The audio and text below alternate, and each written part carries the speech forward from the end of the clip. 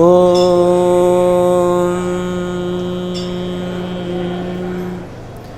ವ್ಯಾಖ್ಯಾಮುದ್ರಾಂ ಕರಸರಸುಜೈಃ ಪುಸ್ತಕಂ ಶಂಖಚಕ್ರೆ ಬಿಭ್ರದ್ಭಿನ್ನಸ್ಫಟಿಕರುಚಿರೆ ಪುಂಡರೀಕೆ ನಿಷಣ್ಣಃ ಅಮ್ಲಾನಶ್ರೀರಮೃತವಿಷಧೇರಂಶುಭಿಃ ಪ್ಲಾವಯನ್ಮಾಂ ಆವಿರ್ಭೂಯಾದನಘಮಹಿಮಾ ಮಾನಸೇ ವಾಗಧೀಶಃ ಧ್ಯಾಯೇದಿಂದೀವರಾಭಂ ನಿಜಕರಕಮಲೆ ದಕ್ಷಿಣೆ ದಂಡಮಗ್ರ್ಯಂ ಸವ್ಯೇ ಪಾಶಂ ದಧಾನಂ ಜಘನತಟಗತೆ ರೂಪ್ಯಪೀಠಾಲಯಸ್ಥಂ ಕಾಂಚೀಗ್ರೈವೇಯಹಾರಾಂಗದಕಟಕಕಿರೀಟಾಂಗುಲೀಯಾಂಘ್ರಿಭೂಷಾ ಕರ್ಣಾಕಲ್ಪೋಜ್ವಲಾಂಗಂ ಯದುಕುಲತಿಲಕಂ ಕೃಷ್ಣಂ ಇಷ್ಟಾರ್ಥಸಿದ್ಧ್ಯೈ ನಮಸ್ತೆ ಪ್ರಾಣೇಶ ಪ್ರಣತವಿಭವಾಯಾವನಿಮಗಾಃ ನಮಃ ಸ್ವಾಮಿನ್ ರಾಮಪ್ರಿಯತಮ ಹನುಮನ್ ಗುರುಗುಣ ನಮಸ್ತುಭ್ಯಂ ಭೀಮಪ್ರಬಲತಮ ಕೃಷ್ಣೇಷ್ಟ ಭಗವನ್ ನಮಃ ಶ್ರೀಮನ್ಮಧ್ವ ಪ್ರದಿಶ ಸುದೃಶನ್ನೋ ಜಯ ಜಯ ರಮಾಪತಿಂ ಪೂರ್ಣಗುಣಂ ಮುಕುಂದಂ ವ್ಯಾಸಂಚ ವಿಜ್ಞಾನಸಹಸ್ರಭಾನುಂ ಪೂರ್ಣಪ್ರಬೋಧಂಚ ಸುತತ್ವದೀಪಂ ಕ್ರಮಾದ್ಗುರೂಂಶ್ಚ ಪ್ರಣಮಾಮಿ ಮೂರ್ಧ್ನಾ ಸರ್ವೇಂದ್ರಿಯಾಭಿಮಾನಿಸ್ಥಮುಖ್ಯಪ್ರಾಣಸ್ಥ ವಿಷ್ಣುನಾ ಪ್ರೇರಿತಶ್ರೀಶತುಷ್ಟ್ಯರ್ಥಂ ಕರಿಷ್ಯೇ ಕರ್ಮ ಚಾಖಿಲಂ ಶ್ರೀಗುರುಭ್ಯೋ ನಮಃ ಸ್ವಸ್ತ್ಯಸ್ತು ಸತಾಂ ಹರಿ ಓಂ.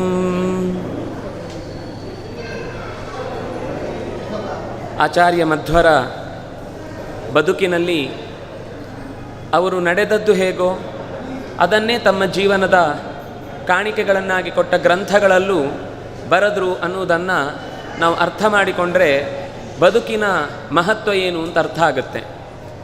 ಸಾಮಾನ್ಯವಾಗಿ ನಮ್ಮಲ್ಲಿ ಬಹಳವಾಗಿ ಮಾತುಗಳು ಬರ್ತವೆ, ಆದರೆ ಅದು ನಮ್ಮ ಬದುಕಿನಲ್ಲಿ ಇರುವುದಿಲ್ಲ. ಅದನ್ನು ನಾರಾಯಣ ಪಂಡಿತಾಚಾರ್ಯರು ಮಧ್ವವಿಜಯವನ್ನು ದಾಖಲೆ ಮಾಡುವಾಗ ಆಚಾರ್ಯರು ಏನು ನಡ್ಕೊಂಡ್ರು ಅಂತ ಅನ್ನೋದನ್ನು ದಾಖಲೆ ಮಾಡಿದರು.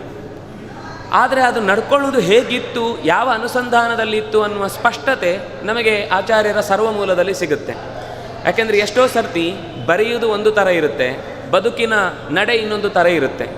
ಆದರೆ ಚಾಚೂ ತಪ್ಪದೆ ಬದುಕಿನುದ್ದಕ್ಕೂ ತಾನು ಹೇಳಿದ್ದನ್ನೇ ಮಾಡಿದ್ದನ್ನೇ ಹೇಳಿದ ರೀತಿ ಬದುಕಿದ ಒಬ್ಬ ಆಚಾರ್ಯರು ಅಂತಿದ್ದರೆ ಅದು ಆಚಾರ್ಯ ಮಧ್ವರು ಅನ್ನೋದನ್ನು ಅವರ ಕೃತಿ ಮತ್ತು ನಡೆ ಇದೆರಡನ್ನು ತುಲನೆ ಮಾಡಿ ನೋಡಿದರೆ ಒಂದು ವಿಶಿಷ್ಟವಾದ ಅಂಶ ಅದು. ಅಂದರೆ ಲೋಕೋತ್ತರವಾದ ಒಬ್ಬ ವ್ಯಕ್ತಿ ಯಾವಾಗ ಲೋಕೋತ್ತರ ಅಂತ ಅನ್ನಿಸ್ತಾನೆ ಅಂದರೆ ಅವನ ನಡೆ ಮತ್ತು ನುಡಿ ಒಂದೇ ರೀತಿ ಇದ್ದಾಗ, ಮಾತಿನ ಮನಸ್ಸಿನ ಕೃತಿಗಳು ಅಂದರೆ ಕ್ರಿಯೆಗಳು ಒಂದಾದಾಗ ಮಾತ್ರ ಪ್ರಕೃತಿಯ ಎಲ್ಲ ಸಂಪತ್ತು ಕೂಡ ಅವನ ಹತ್ತಿರಕ್ಕೆ ಓಡೋಡಿ ಬರ್ತವೆ. ನಾವು ಹೇಳಿದ ಮಾತು ನಡೆಯುವುದಿಲ್ಲ ಅಂತಂದರೆ ಯಾಕೆ ಅಂದರೆ ಎಷ್ಟೋ ಸರ್ತಿ ನಾವು ಆಲೋಚಿಸುವುದು ಒಂದಾಗಿರುತ್ತೆ, ನಮ್ಮ ಕ್ರಿಯೆ ಇನ್ನೊಂದು ರೀತಿ ಇರುತ್ತೆ. ಅದರಿಂದಾಗಿ ಸಿಂಕ್ರನೈಸ್ ಆಗೋದಿಲ್ಲ. ಎರಡು ಕ್ರಿಯೆಗಳು ಒಟ್ಟಾದಾಗ ಪ್ರಕೃತಿ ಅವನ ಎಲ್ಲ ನಡೆಗಳಿಗೆ ಹೊಂದಿಕೊಂಡು ಬರ್ತಾ ಇರುತ್ತೆ. ಈಗ ನಾವು ಕೇಳ್ತೇವೆ, ದೊಡ್ಡವರು ಏನೋ ಒಂದು ಆಶೀರ್ವಾದ ಮಾಡಿದರೆ ಅದರ ರೀತಿ ಆಗಿಬಿಡುತ್ತೆ ಅಂತ. ನೀರಿಲ್ಲ ಅಂತ ಯಾರೋ ತುಂಬ ಬೇಸರ ಮಾಡಿಕೊಂಡು ದೊಡ್ಡವರ ಹತ್ರ ಹೋಗಿ ನಿಂತಾಗ ಹೆದರಬೇಡಿ ಮಳೆ ಬರುತ್ತೆ ಅಂತ ಹೇಳಿದ ತಕ್ಷಣ ಪ್ರಕೃತಿಯ ಅಲ್ಲಿ ಏನು ನೋಡಿದರೂ 12 ವರ್ಷದ ಬರಗಾಲ ಇರುತ್ತೆ, ಮೋಡದ ಪರಿಚಯ ಇರುವುದಿಲ್ಲ ಆ ಊರಿಗೆ. ಅಂಥ ಜಾಗದಲ್ಲೂ ಕೂಡ ಇದ್ದಂತೆ ಮೋಡ ಗಿಡಿ ಹಿಡಿದು ತಕ್ಷಣ ಮಳೆ ಕೆಳಕ್ಕೆ ಸುರಿಲಿಕ್ಕೆ ಶುರುವಾಗುತ್ತೆ. ಯಾಕೆ ಅಂತಂದರೆ ಅವರು ಆಡಿದ್ದು ಹೇಳಿದ್ದು ಮನಸ್ಸಿನಲ್ಲಿ ಯೋಚಿಸಿದ್ದು ಅಷ್ಟೂ ಕೂಡ ಒಂದೇ ಕೇಂದ್ರೀಕೃತಗೊಂಡಂತಹ ಶಕ್ತಿಯಾಗಿರುತ್ತೆ. ಪ್ರತಿಯೊಂದರಲ್ಲೂ ಅದು ಭಗವಂತನ ಸೇವೆ ಎನ್ನುವ ಎಚ್ಚರ ಇರುತ್ತೆ. ನಾನೇನೋ ಮಾಡಿಬಿಡ್ತೇನೆ ಅಂತ ಅನ್ನುವ ಅಹಂಕಾರ ಯಾವ ಮಾತ್ರಕ್ಕೂ ಅವರಲ್ಲಿ ಒಳಗೆ ಸುಳಿಯುವುದೇ ಇಲ್ಲ. ನಾವು ಎರಡು ಕ್ರಿಯೆಗಳನ್ನು ಮಾಡಿದ ತಕ್ಷಣ ಅದು ಸಕ್ಸಸ್ ಆಯಿತು ಅಂದ ತಕ್ಷಣ ಅದು ನನ್ನ ಸಕ್ಸಸ್ ಆಗುತ್ತೆ. ಸೋತೆವು ಅಂತಂದರೆ ಅದು ದೇವರ ಮೇಲೆ ಭಾರ ಹೊರಿಸ್ತೇವೆ ನಾವು. ನಾನೆಲ್ಲ ಮಾಡಿದರೂ ಕೂಡ ನನಗೆ ದೇವರು ಒಳ್ಳೇದು ಮಾಡಲಿಲ್ಲ. ಆದರೆ ನಾವೇನಾದರೂ ಒಂದು ಗೆದ್ದೆವು ಅಂತಂದರೆ ಇದು ನನ್ನ ವೈಯಕ್ತಿಕ ಪ್ರಯತ್ನ ಅಂತ. ಇಲ್ಲಿ ಒಂದು ಪ್ರಶ್ನೆ ಬರುತ್ತೆ, ಎಲ್ಲ ದೇವರೇ ಮಾಡಿಸೋದು ಅಂತ ಒಂದು ಕಡೆ, ನಾವು ಪ್ರಯತ್ನ ಮಾಡಬೇಕು ಅಂತ ಇನ್ನೊಂದು ಕಡೆ. ಇದೇನು? ಶಾಸ್ತ್ರದ ಬಹಳ ಸೂಕ್ಷ್ಮವಾದ ಅಂಶ. ಇದನ್ನು ಒಂದು ಸರ್ತಿ ಕೇಳಿದರೆ ತಕ್ಷಣದಲ್ಲಿ ಅರ್ಥ ಆಗುತ್ತೆ ಅಂತ ಅನ್ನೋದಲ್ಲ, ಆದರೆ ಒಂದು ಸರಳವಾದ ಪ್ರಯತ್ನ ಅಂತೂ ಹೇಳ್ಬೋದು ಹೇಗೆ ಈ ವಿಭಾಗ ಅನ್ನೋದು ಕೂಡಿಕೊಳ್ಳುತ್ತೆ ಅಂತ. ಕರ್ತೃತ್ವ ಅಂದರೆ ಏನು? ಕರ್ತ ಮಾಡುವವನು ಅಂದರೆ ಏನು? ಮಾಡುವವನು ಅಂದರೆ ಅವನ ಅಧಿಕಾರದ ಕೆಳಗೆ ಕೆಲಸಗಳು ನಡೆಯುತ್ತಾವೆ. ಈಗ ನಾನು ಮನೆ ಕಟ್ಟಿದೆ ಅಂತ ಹೇಳ್ತಾನೆ. ವಸ್ತುತಃ ನಾನು ಮನೆ ಕಟ್ಟಿದೆ ಅಂದರೆ ನಾನು ಇಟ್ಟಿಗೆ ಒಂದೇ ಒಂದು ಎತ್ತಿ ಹಾಕಿಲ್ಲ, ದುಡ್ಡು ಕೊಟ್ಟದ್ದು ಮಾತ್ರ ನಾನು. ಆದರೆ ಆ ದುಡ್ಡು ಕೊಟ್ಟ ಮೇಲೆ ಯಾವ ರೀತಿ ಅದಕ್ಕೆ ಡಿಸೈನ್ ಬೇಕು, ಹೇಗೆ ಮಾಡಬೇಕು ಅಂತ ಆ ಅಧಿಕಾರ ನನ್ನಲ್ಲಿ ಇತ್ತು. ಆದ್ದರಿಂದಾಗಿ ಮಾಡಿದವರು ಇನ್ನೊಬ್ಬರಾದರೂ ಕೂಡ ಮಾಡಿದ್ದು ನಾನು ಅಂತ ಹೇಳ್ಕೊಳ್ಳಿಕ್ಕೆ ನಮಗೆ ರೈಟ್ಸ್ ಇದೆ. ಹಾಗೆಯೇ ನಾವು ಮಾಡುವವರಾದರೂ ಕೂಡ ನಿಜವಾದ ಕರ್ತ ಅವನು, ಯಾಕೆಂದರೆ ಅಧಿಕಾರದಿಂದ ನಿಂತು ಮಾಡಿಸೋನು ಅವನು. ಆದ್ದರಿಂದಾಗಿ ಹೀಗೆ ಹೇಳಿದರೂ ಪೂರ್ಣ ಅರ್ಥ ಆಗಲಿಲ್ಲ. ಇನ್ನೂ ಒಂದು ಸರಳವಾದ ಅಂಶದಲ್ಲಿ ಹೇಳಬೇಕು ಅಂದರೆ, ಸಹಜ ಎಲ್ಲರಿಗೂ ಗೊತ್ತಿರುವ ಸಂಗತಿ, ಕ್ರೀಡೆಯಲ್ಲಿ ಕ್ರಿಕೆಟ್ ಗೊತ್ತಿದೆ ಎಲ್ರಿಗೂ. ಇಲ್ಲಿ ಏನಾಗುತ್ತೆ ಅಂತಂದರೆ, ನಾನು ಈ ಉದಾಹರಣೆ ಕೊಡ್ತಾ ಇರೋದು 3 ಥರದ ಕರ್ತೃತ್ವ ಇದೆ. ಕರ್ತೃತ್ವ ಅಂದರೆ 3 ಥರ ಅಂದರೆ, ಒಂದು ಸ್ವತಂತ್ರವಾದ ಕರ್ತೃತ್ವ, ಅದಕ್ಕೆ ಸ್ವೇಚ್ಛಾಧೀನ ಕ್ರಿಯಾಶ್ರಯತ್ವಂ ಅಂತ ಹೆಸರು. ಅದರ ಶಬ್ದದ ವಿವರಣೆ ಮತ್ತೆ ಹೇಳ್ತೇನೆ. ಇನ್ನೊಂದು ಕ್ರಿಯಾಶ್ರಯತ್ವಂ, ಕ್ರಿಯಾ ಅಧೀನ ಅಂದರೆ ಇಚ್ಛಾಧೀನ ಕ್ರಿಯಾಶ್ರಯತ್ವಂ. ಮೂರನೇದು ಕ್ರಿಯಾಶ್ರಯತ್ವಂ. ಇನ್ನೊಂದು ಸಲ ಹೇಳ್ತಾ ಇದ್ದೇನೆ, ಸ್ವೇಚ್ಛಾಧೀನ ಕ್ರಿಯಾಶ್ರಯತ್ವಂ, ಇಚ್ಛಾಧೀನ ಕ್ರಿಯಾಶ್ರಯತ್ವಂ, ಕ್ರಿಯಾಶ್ರಯತ್ವಂ. ಹೀಗೆ 3 ಥರದ ಕರ್ತೃತ್ವ ಇದೆ. ಇದರ ವಿಭಾಗ ಅರ್ಥ ಆದರೆ ನಾವು ಯಾಕೆ ಈ ಪ್ರಯತ್ನ ಮಾಡಬೇಕು ಅನ್ನೋದಕ್ಕೆ ಉತ್ತರ ಸಿಗುತ್ತೆ. ಭಗವಂತನದ್ದು ಈಗ ಆಟದ ಬಗ್ಗೆ ನಾನು ಮೊದಲು ಹೇಳ್ತೇನೆ. ಒಬ್ಬ ನಾಯಕ ಬೌಲರಿಗೆ ಹೇಳ್ತಾನೆ ಚೆಂಡನ್ನು ಎಸಿಬೇಕು ಅಂತ. ಅವನು ಎಸೆಯುವ ಮುಂಚೆ ಅದಕ್ಕೆ ಪೂರ್ವ ಕ್ಷೇತ್ರ ರಕ್ಷಣೆಗೆ ಮೊದಲು ಸಿದ್ಧತೆ ಮಾಡ್ತಾನೆ. ಬಲಗಡೆ 4 ಜನರನ್ನು ನಿಲ್ಲಿಸಿ ನೀನು ಔಟ್ ಸ್ವಿಂಗ್ ಹಾಕು ಅಂತ. ಬೌಲರಿಗೆ ಹೇಳಿದ ತಕ್ಷಣ ಅವನು ಅದೇ ರೀತಿ ಬಾಲ್ ಹಾಕಿದ್ದು ಹೌದಾದರೆ ಅವನ ಬ್ಯಾಟ್ ಬಡಿದು ಅಲ್ಲೇ ಇರುವ 4 ಜನರಲ್ಲಿ ಯಾರದು ಒಬ್ಬರ ಕೈಗೆ ಅದು ತಗಲಿ, ಕೈಗೆ ಕ್ಯಾಚ್ ಬಂತು ಅಂತ ಇಟ್ಕೊಳ್ಳಿ. ಇಷ್ಟು ಘಟನೆ ನಡೆದಿದೆ. ಇದರಲ್ಲಿ 3 ಥರದ ಕರ್ತೃತ್ವ ಇದೆ. ಈಗ ಚೆಂಡಿಗೆ ಅಲ್ಲಿ ಹೋಗಿ ಬೀಳುವಾಗ ನಾನು ಎಲ್ಲಿಗೆ ಹೋಗ್ತೇನೆ, ಹೇಗೆ ಹೋಗ್ತೇನೆ, ಎಲ್ಲಿಗೆ ಬಡಿತೇನೆ, ಯಾವ ದಿಕ್ಕಲ್ಲಿ ಹೋಗಿ ಬೀಳುತ್ತೇನೆ, ಇದೇನೂ ಗೊತ್ತಿಲ್ಲ. ಆದರೆ ನೀವು ಹೇಗೆ ಎಸಿತೀರಿ ಹಾಗೆ ಹೋಗಿ ತಿರುಗಿ ಅದರ ಕೆಲಸವನ್ನು ಅದು ಮಾಡುತ್ತೆ. ಅಂದರೆ ಬುದ್ಧಿಪೂರ್ವಕವಾಗಿ ಅಲ್ಲ, ಗೊತ್ತಿಲ್ಲ, ಅದರಲ್ಲಿ ಒಂದು ಕ್ರಿಯೆ ನಡೆಯುತ್ತಷ್ಟೇ. ಅದಕ್ಕೆ ಹೇಳಿದು ಕ್ರಿಯಾಶ್ರಯತ್ವಂ. ಕೇವಲ ಕ್ರಿಯೆ ನಡೆಯುತ್ತೆ, ಅಂಥದ್ದು ಒಂದು ಕರ್ತೃತ್ವ ಇದೆ. ಎರಡನೇದು, ಈ ಚೆಂಡನ್ನು ನಾನು ಅವನಿಗೆ ಹಾಕುವಾಗ ಬಲ ದಿಕ್ಕಿಗೆ ಅದು ತಿರುಗುವಂತೆ ಹಾಕಬೇಕು ಅಂತ ಒಂದು ಸ್ವಲ್ಪ ಇಚ್ಛೆ ಇದೆ. ಆ ಇಚ್ಛೆಯ ಪ್ರಕಾರ ಅವನು ಕೊನೆಯ ಕ್ಷಣದಲ್ಲಿ ಚೆಂಡನ್ನು ತಿರುಗಿಸಿ ಬಲಕ್ಕೆ ತಿರುಗುವಾಗ ಹಾಕ್ತಾನೆ. ಅವನು ಮೇಲಕ್ಕೆ ಬರುತ್ತೆ ಅಂದ್ಕೊಂಡು ಪಕ್ಕಕ್ಕೆ ಹೊಡಿತಾನೆ, ಅದು ಔಟ್ ಆಗುತ್ತೆ ಅಂತ ಇಟ್ಕೊಳ್ಳಿ. ಇಲ್ಲಿ ಅವನ ಕರ್ತೃತ್ವ ಇದೆಯಲ್ವಾ ಎರಡನೇದು. ಮೊದಲನೇ ಚೆಂಡಿನಲ್ಲಿದ್ದದ್ದು ಕ್ರಿಯಾಶ್ರಯತ್ವ. ಎರಡನೇದು ನಾಯಕ ಹೇಳಿದಂತೆ ನಾನು ಚೆಂಡು ಹಾಕಬೇಕು ಅನ್ನುವ ಇಚ್ಛೆಯಿಂದ ಹುಟ್ಟಿದ ಕ್ರಿಯಾಶ್ರಯತ್ವ ಇದೆ. ಆದ್ದರಿಂದ ಆ ಚೆಂಡು ಅವನ ಕೈಗೆ ತಾಗಿ, ಅಂದರೆ ಬ್ಯಾಟಿಗೆ ತಾಗಿ ಔಟ್ ಆಯಿತು ಅಂತ. ಮೂರನೇ ಒಂದು ಕ್ರಿಯಾಶ್ರಯತ್ವ ಇದೆ. ಇಲ್ಲಿ ನಾಯಕ ಹೇಳಿದಂತೆಯೇ ಬೌಲರ್ ಬಾಲ್ ಹಾಕಬೇಕಾಗತ್ತೆ. ಆ ಚೆಂಡನ್ನು ಎಸೆಯುವಾಗ ತನ್ನ ವಿಶೇಷ, ಅಂದರೆ ಅದು ಅಗತ್ಯದ ಸಂದರ್ಭದಲ್ಲಿ ಅವನು ಸೂಚನೆ ಕೊಟ್ಟು ಹೋದ ಮೇಲೆ ಅದು ಅವನ ಅಧೀನ. ಅವನು ಹೇಳಿದ ಹಾಗೆಯೇ ಚೆಂಡು ಹಾಕಿದರೆ ಫಲ ಸಿಗಲಿಕ್ಕೆ ಸಾಧ್ಯ ಇದೆ. ಅಂದರೆ ಏನಾಯಿತು, ಈ ಕೊನೆಯ ನಾಯಕನ ಕ್ರಿಯೆ ಇದೆಯಲ್ವಾ, ಅದು ಸ್ವ ಇಚ್ಛಾಧೀನ ಕ್ರಿಯಾಶ್ರಯತ್ವ. ತನ್ನಲ್ಲೇ ಹುಟ್ಟಿದ ಆಸೆಯ ಪ್ರಕಾರ ಅವನಿಂದ ಚೆಂಡನ್ನು ಹಾಕಿಸಿ ಆ ವ್ಯಕ್ತಿಯನ್ನು ಔಟ್ ಮಾಡಿದ ಅಂತ. ಜಗತ್ತಿನಲ್ಲಿರುವುದು ಇದೇ ಥರದ 3 ಕ್ರಿಯಾಶ್ರಯತ್ವ. ಒಂದು ಜಡ, ಎರಡನೇದು ಚೇತನ, ಮೂರನೇದು ಚೇತನೋತ್ತಮವಾದಂತಹ ಭಗವತ್ ಶಕ್ತಿ, ಅಂದರೆ 3ನೇ ಶಕ್ತಿ ಅದು. ಅಂದರೆ ಒಂದು ಜಡದಲ್ಲಿ ಈಗ ನಾವು ವಸ್ತುಗಳನ್ನು ಉರುಳಿಸಿದಾಗ ಹೋಗಿ ಉರುಳುತ್ತಲ್ವ, ಅಂತಹ ಕರ್ತೃತ್ವ ಇದೆ. ಅದರಿಂದಾಗಿ ಅದರಲ್ಲಿ ಕ್ರಿಯಾಶ್ರಯತ್ವವನ್ನು ಸಾಮಾನ್ಯ ಕರ್ತೃತ್ವ. ಎರಡನೇ ಕ್ರಿಯಾಶ್ರಯತ್ವ ಅಂದರೆ ಇಚ್ಛಾಧೀನ ಕ್ರಿಯಾಶ್ರಯತ್ವ. ಅದು ನಮ್ಮಲ್ಲಿರುವುದು. ನಮಗೆ ಇಚ್ಛೆ ಹುಟ್ಟತ್ತೆ.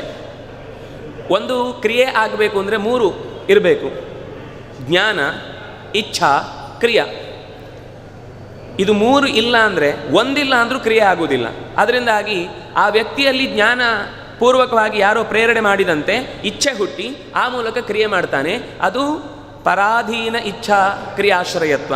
ಅಂದರೆ ನಮ್ಮ ಇಚ್ಛೆ ಅಲ್ಲ, ಅದು ಇಚ್ಛೆ ಇದೆ, ಆದರೆ ಅದು ಪೂರ್ಣ ನಮ್ಮ ಇಚ್ಛೆ ಅಲ್ಲ. ಆ ಇಚ್ಛೆಯಿಂದ ಹುಟ್ಟಿದಂತಹ ಕ್ರಿಯೆ ಅವನಲ್ಲಿ ಕೆಲಸ ಮಾಡಿಸತ್ತೆ. ಅದಕ್ಕೆ ಜೀವನಲ್ಲಿರುವ ಕರ್ತೃತ್ವ ಅದು ಅಸ್ವತಂತ್ರವಾದ ಕರ್ತೃತ್ವ ಅಂತ ಅರ್ಥ. ಅದಕ್ಕೆ ಸ್ವತಂತ್ರವಾದ ಕರ್ತೃತ್ವ ಇರುವುದು ಪರಮಾತ್ಮನಲ್ಲಿ. ಅವನೇ ಡೈರೆಕ್ಟ್ ಬಂದು ಮಾಡಬೇಕಾಗಿಲ್ಲ, ನಮ್ಮಲ್ಲಿ ನಿಂತು ಆ ಕೆಲಸ ಮಾಡಿಸ್ತಾನೆ. ಹಾಗಾದರೆ ಎಲ್ಲ ಪರಮಾತ್ಮನೇ ಮಾಡ್ತಾನೆ ಅಂತಂದರೆ ಜಡಕ್ಕೂ ಜೀವಕ್ಕೂ ಏನು ವ್ಯತ್ಯಾಸ? ಏನು ಸ್ಪೆಷಲ್ ಇಲ್ಲ ಅಂತಾಯಿತು. ಜಡವು ಹೇಳಿದ ಹಾಗೆ ಮಾಡಿಸಿದ, ಆಗುತ್ತೆ ಅದರಲ್ಲಿ ಕೆಲಸ. ಚೇತನದಲ್ಲೂ ಆ ಕ್ರಿಯೆ ಆಯಿತು. ಜಡಕ್ಕೂ ಜೀವಕ್ಕೂ ಏನು ವ್ಯತ್ಯಾಸ? ನೀವು ಒಂದು ಹೇಳಿದ್ರಿ, ಅದು ಸ್ವತಂತ್ರವಾದ ಕ್ರಿಯಾಶ್ರಯತ್ವ. ಪೂರ್ಣ ಸ್ವಾತಂತ್ರ್ಯ ಇದೆ ಪರಮಾತ್ಮನಿಗೆ. ನಮಗೆ ಪೂರ್ಣ ಸ್ವಾತಂತ್ರ್ಯ ಇಲ್ಲ. ಇಚ್ಛೆ ಹುಟ್ಟಿದ್ರೂ ಕೂಡ ಅದು ಆಗಬೇಕು ಅಂತಿದ್ರೆ ಆಗುತ್ತೆ, ಆಗದೇ ಇದ್ದರೆ ಕೈ ತಪ್ಪತ್ತೆ. ಒಂದು ಕ್ರಿಯಾಶ್ರಯತ್ವ ಇದೆ. ಹಾಗಾದರೆ ಜಡಕ್ಕೂ ಜೀವಕ್ಕೂ ವ್ಯತ್ಯಾಸ ಇಲ್ಲ ಆಯ್ತಲ್ವಾ ಅಂದರೆ, ಜಡಕ್ಕೆ ನಾನು ಆಗ ಹೇಳಿದೆ, ಜಡಕ್ಕೆ ತಾನೇನು ಮಾಡ್ತಾ ಇದ್ದೇನೆ ಅಂತ ಗೊತ್ತಿಲ್ಲ. ಆದ ಮೇಲೆ ಅದರಿಂದ ಸುಖ ಆಗಲಿ ದುಃಖ ಆಗಲಿ ಗೊತ್ತಾಗುವುದಿಲ್ಲ. ಮನುಷ್ಯನಿಗೆ ಹಾಗಲ್ಲ, ತಾನೊಂದು ಕ್ರಿಯೆ ಮಾಡ್ತಾ ಇದ್ದಾಗ ಆ ಕ್ರಿಯೆಯಲ್ಲಿ ಇನ್ವಾಲ್ವ್ಮೆಂಟ್ ಇದ್ದದ್ರಿಂದ ಅವನಿಗೆ ಸುಖ ಗೊತ್ತಾಗುತ್ತೆ, ಅದರಿಂದ ದುಃಖ ಆಗುತ್ತೆ, ಅನೇಕ ಭಾವನೆಗಳು ಬೆಳೀತವೆ. ಈ ಕ್ರಿಯೆ ನಾನು ಮಾಡ್ತಾ ಇದ್ದೇನೆ ಎನ್ನುವ ಎಚ್ಚರ ಇದೆ. ಕ್ರಿಯೆಯ ಜೊತೆಗೆ ನಾನು ಅನ್ನುವ ಸಂಬಂಧ ಇದೆ. ಜಡಕ್ಕೆ ನಾನು ಅನ್ನುವ ಸಂಬಂಧ ಇರಲಿಕ್ಕೆ ಚೇತನವೇ ಅಲ್ಲ ಅದು. ಅದರಿಂದಾಗಿ ನಾನು ಅನ್ನುವ ಸಂಬಂಧ ಇರುವಷ್ಟು ವಿಶೇಷತೆ ಜಡಕ್ಕಿಂತ ಜೀವಕ್ಕಿದೆ. ಅದರಿಂದಾಗಿ ಜೀವಕ್ಕೂ ಜಡಕ್ಕೂ ಇರುವ ವ್ಯತ್ಯಾಸ ಏನು ಅಂದರೆ, ಜಡದಲ್ಲಿ ಬರೀ ಕ್ರಿಯೆ ಇದೆ, ಏನು ಯಾಕಿದೆ ಅಂತ ಅದಕ್ಕೂ ಗೊತ್ತಿಲ್ಲ. ಆದರೆ ಜೀವನಲ್ಲಿ ಈ ಕ್ರಿಯೆ ಇದೆ ಯಾಕೆ ಅಂತ ಅವನಿಗೆ ಅರ್ಥ ಆಗ್ತಾ ಇರುತ್ತೆ. ಆ ಕ್ರಿಯೆಯಿಂದ ಅವನು ಫಲವನ್ನು ಪಡೀತಾ ಇರ್ತಾನೆ ಅಂತ 3 ಥರದ ಕರ್ತೃತ್ವವನ್ನು ವಿವರಣೆ ಮಾಡ್ತಾರೆ ಶಾಸ್ತ್ರಕಾರರು. ಹೇಗೆ ಅಂದರೆ, ಒಂದು ಚೆಂಡು, ಒಬ್ಬ ಹಾಕುವವ, ಅದನ್ನು ಪ್ರೇರೇಪಿಸುವವ ಅನ್ನುವ ದೃಷ್ಟಿಯಲ್ಲಿ 3 ಥರದ ಕರ್ತೃತ್ವ ಇದೆ. ಆದರೂ ಪ್ರಯತ್ನ ಅನ್ನೋದಂದ್ರೆ ಏನು? ನಾವು ಯಾಕೆ ಪ್ರಯತ್ನ ಮಾಡಬೇಕು ಅಂದರೆ, ನಾವು ಜಡವಸ್ತುವಿಗೆ ಪ್ರಚೋದನೆ ಮಾಡಲಿಕ್ಕೆ ಸಾಧ್ಯ ಇಲ್ಲ. ಎದ್ದು ಬಾ, ಎದ್ದು ಹೋಗು, ಅಲ್ಲೇ ಇರು, ಇಲ್ಲೇ ಕೂತ್ಕೋ, ನಿನ್ನನ್ನು ನಾನು ಹೊಗಳ್ತಾ ಇದ್ದೇನೆ, ಯಾವುದು ಉಪಯೋಗ ಇಲ್ಲ. ಆದರೆ ಚೇತನಕ್ಕೆ ಒಂದು ಇನ್ಸ್ಟ್ರಕ್ಷನ್ ಕೊಟ್ಟರೆ ಆ ಮೂಲಕ ಅದರಿಂದ ಕೆಲಸ ಮಾಡಲಿಕ್ಕೆ ಸಾಧ್ಯ ಇದೆ. ಅದರಿಂದಾಗಿ ಪ್ರಯತ್ನ ಮಾಡು ಅಂತ ಶಾಸ್ತ್ರ ಹೇಳಿದೆ. ತಸ್ಮಾತ್ ಶಾಸ್ತ್ರಂ ಪ್ರಮಾಣಂತೆ ಕಾರ್ಯಕಾರ್ಯವು ವ್ಯವಸ್ಥಿತವು ಅಂತ. ಕ್ರಿಯೆ ಮಾಡಬೇಕು ಅಂತ ಅಹರಹ ಸಂಧ್ಯಾಂ ಉಪಾಸೀತ ಅಂತ ಮಾತು ಹೇಳಿತು. ದೊಡ್ಡವರನ್ನು ಕಂಡಾಗ ಎದ್ದು ಗೌರವಿಸು, ದೊಡ್ಡ ಶಕ್ತಿಯನ್ನು ಕಂಡಾಗ ಅದನ್ನು ಅರಿಯುವ ಪ್ರಯತ್ನ ಮಾಡು, ನಿನ್ನಕ್ಕಿಂತ ಚಿಕ್ಕವರನ್ನು ಕಂಡಾಗ ಅವರನ್ನು ಪ್ರೀತಿಸು, ನಿನ್ನ ಬಳಿ ಸಂಪತ್ತು ಇದ್ದಾಗ ಇಲ್ಲದವರಿಗೆ ಅದನ್ನು ಹಂಚು, ಅವರ ಸುಖಕ್ಕೆ ಕಾರಣನಾಗು. ಹೀಗೆ ಬೇರೆ ಬೇರೆ ಆದೇಶಗಳನ್ನು ಕೊಡುತ್ತೆ. ಇದು ನಮಗೆ ಅರ್ಥ ಆಗುತ್ತೆ. ನಮ್ಮ ಹತ್ರ ಸಂಪತ್ತಿರುತ್ತೆ, ಅಥವಾ ನಮಗೆ ಆ ಕಾಲಕ್ಕೆ ಸಂಧ್ಯಾವಂದನೆ ಮಾಡಬೇಕು ಅಂತ ಹೇಳಿದ್ದನ್ನು ಹೇಳಿಕೊಟ್ಟ ಪರಂಪರೆ ಇಷ್ಟು ಇದೆ. ಇಷ್ಟು ಇದ್ದ ಮೇಲೆ ಪ್ರಯತ್ನವನ್ನು ನಾವು ಮಾಡ್ತಾ ಇದ್ದರೆ ಅದಕ್ಕೆ ಫಲ ಸಿಗ್ತಾ ಹೋಗುತ್ತೆ. ಆದರೂ ಮತ್ತು ನಮ್ಮ ಪ್ರಶ್ನೆ ಏನು ಅಂದರೆ, ಎಲ್ಲ ಪರಮಾತ್ಮನೇ ಮಾಡುವುದು ಅಂದರೆ ಏನರ್ಥ? ನಮ್ಮೊಳಗೆ ನಿಂತು ಮಾಡಿಸ್ಲಿಕ್ಕಾಗತ್ತೆ, ಜಡದಲ್ಲಿ ನಿಂತು ಮಾಡಿಸ್ಲಿಕ್ಕಾಗುವುದಿಲ್ಲ. ಆಗುವುದಿಲ್ಲ ಅಂದರೆ ದೇವರ ದೋಷ ಅಲ್ಲ, ಅದು ಅದರಲ್ಲಿ ಆ ಗುಣ ಇಲ್ಲ. ಜಡ ಪದಾರ್ಥದಲ್ಲಿ ಹೇಳಿದರೂ ಪ್ರಚೋದನೆ ಮಾಡಿದರೂ ಮಾಡಿಸುವ ಶಕ್ತಿ ಇಲ್ಲ. ಅದರಿಂದಾಗಿ ಅದು ಕ್ರಿಯೆಯನ್ನು ಮಾಡುವ ಶಕ್ತಿ ಇಲ್ಲ, ಅದರಿಂದ ಅದ್ರಲ್ಲಿ ಮಾಡಿಸಲ್ಲ. ದೇವರು ಯಾವತ್ತೂ ಪ್ರಕೃತಿಯ ನಿಯಮವನ್ನು ಮುರಿಯುವುದಿಲ್ಲ. ಅವನಿಗೆ ತಾಕತ್ತಿರಬಹುದು, ಕಲ್ಲನ್ನು ಓಡಿಸ್ಬಹುದು, ಅದನ್ನು ಓಡಿಸಲ್ಲ. ಯಾಕೆಂದರೆ ನಮಗೆ ಒಂದು ಪ್ರಕೃತಿಯನ್ನು ಅರ್ಥ ಮಾಡಿಕೊಂಡಂಥ ಅಭ್ಯಾಸ ಇದೆ. ಆ ಅಭ್ಯಾಸವನ್ನು ಯಾವತ್ತೂ ಬದಲು ಮಾಡುವುದಿಲ್ಲ. ಇನ್ನೂ ಕೆಲವೊಮ್ಮೆ ಹಾಗೆ ನಡೆಯುವುದಿದೆ. ನದಿ ಹರಿಯತ್ತೆ, ಬೆಂಕಿ ಉನ್ಮುಖವಾಗಿ ಮೇಲಕ್ಕೆ ಉರಿಯತ್ತೆ. ಇದೆಲ್ಲ ಏನು ಅಂದರೆ, ಅದು ಆ ಜಡ ಪದಾರ್ಥದ ಸ್ವಭಾವ, ಅದನ್ನು ಹಾಗೆ ಉಳಿಸಿದ್ದಾನೆ. ಯಾವುದರ ಸ್ವಭಾವ ಹೇಗಿದೆಯೋ ಹಾಗೆ ಉಳಿಸುವುದು ಪರಮಾತ್ಮನ ಒಂದು ವಿಶಿಷ್ಟವಾದ ಗುಣ. ಅದರಿಂದಾಗಿ ಪ್ರತಿಯೊಂದು ವಸ್ತುವಿನಲ್ಲೂ ಅದರದ್ದೇ ಆದ ಗುಣಧರ್ಮ ಏನಿದೆ ಅದನ್ನು ಉಳಿಸುವುದೇ ಪರಮಾತ್ಮನ ವಿಶೇಷವಾದ ಶಕ್ತಿ. ಈಗ ಭಾನುವಾರ ಎಷ್ಟೊತ್ತೆಗೆದ್ದರೂ ಏನು ಅನ್ನೋರಿಲ್ಲ ಯಾರು ಅಂತ ಇಟ್ಕೊಳ್ಳಿ. ಆದರೂ ಅಭ್ಯಾಸ ಆದರೂ 5 ಗಂಟೆಗೆ ಎದ್ದು ತಮ್ಮ ನಿತ್ಯದ ಕರ್ಮ ಮಾಡ್ತಾರೆ. ಅದು ಗುಣನ ದೋಷನ? ಅವನೇನು ಬೇಕಾದರೂ ಮಾಡ್ಬೋದು, 10 ಗಂಟೆಗೂ ಹೇಳ್ಬೋದು, ಕೇಳೋರಿಲ್ಲ. ಹಾಗೆ ಹೇಳ್ತೇನೆ, ಏನ್ರಿ ಅವ್ನು ಕೆಲಸ ಇದೆ ಅಂತ ಹೇಳ್ತಾನೆ ಹೊರತು ಅವನು ವೈಯಕ್ತಿಕ ಗುಣ ಅಲ್ಲ ಅದು. ಆದರೆ ದೇವರದ್ದು ಹಾಗಲ್ಲ. ಭಕ್ತರಿಗೆ ಸಹಾಯ ಮಾಡಬೇಕು ಅಂತ ಅನ್ನೋದು ಅವನಿಗೆ ದೇವಸ್ಯೇಷ ಸ್ವಭಾವೋಯಂ, ಅದು ಅವನ ಸಹಜ ಗುಣ. ಅದು ಪ್ರಕೃತಿಯ ನಿಯಮವನ್ನು ಆಯಾ ವಸ್ತುಗಳಿಗೆ ಆಯಾ ಯೋಗ್ಯತೆಗೆ ಅನುಗುಣವಾಗಿ ಆಯಾ ಕರ್ಮಕ್ಕನುಗುಣವಾಗಿ ಏನೇನು ಯಾವ ಕಾಲಕ್ಕೆ ಕೊಡಬೇಕೋ ಅದನ್ನು ಕೊಡುವುದೇ ಅವನ ಗುಣ ಅಲ್ಲ. ಹಾಗಾದರೆ ನಮ್ಮ ಕರ್ಮಕ್ಕನುಗುಣವಾಗಿ ಎಲ್ಲವನ್ನು ದೇವರು ಕೊಡುವುದಾದರೆ ದೇವರ ಕಾರುಣ್ಯ ಮೂರ್ತಿ ಅಂತ ಯಾಕೆ ಕರಿಬೇಕು? ನಮಗೇನು ಬರಬೇಕಿತ್ತು ರೇಷನ್ನಲ್ಲಿ ಅದನ್ನು ಅವ್ನು ಕೊಡಬೇಕಷ್ಟೇ. ನ್ಯಾಯಬೆಲೆ ಅಂಗಡಿಯವನು ಕೊಡದೇ ಇದ್ದರೆ ನಾವು ಅವನ ಮೇಲೆ ಕೇಸ್ ಹಾಕ್ತೇವೆ. ಅದರಿಂದಾಗಿ ನಮಗೆ ಬೇಕಾದ್ದನ್ನು ಏನೋ ಕೊಟ್ಟು ಅವನಿಗೆ ದೊಡ್ಡವನು ಅಂತ ಯಾಕೆ ಹೇಳಬೇಕು? ನಮ್ಮ ಕರ್ಮದಲ್ಲಿ ಇತ್ತು ಈ ಸುಖ ಬೇಕು, ಈ ಸುಖ ಸಿಗಬೇಕು ಅಂತ. ನಮ್ಮ ಕರ್ಮದಲ್ಲಿ ಇತ್ತು ಈ ದುಃಖ ಬರಬೇಕಿತ್ತು ಅಂತ ಬಂತಷ್ಟೇ. ಅದರಲ್ಲಿ ಅವನ ಮಹತ್ವ ಏನು? ಅವನೇನು ಮಾಡಬೇಕಿತ್ತು, ಯಾಕೆ ಮಾಡಬೇಕಿತ್ತು?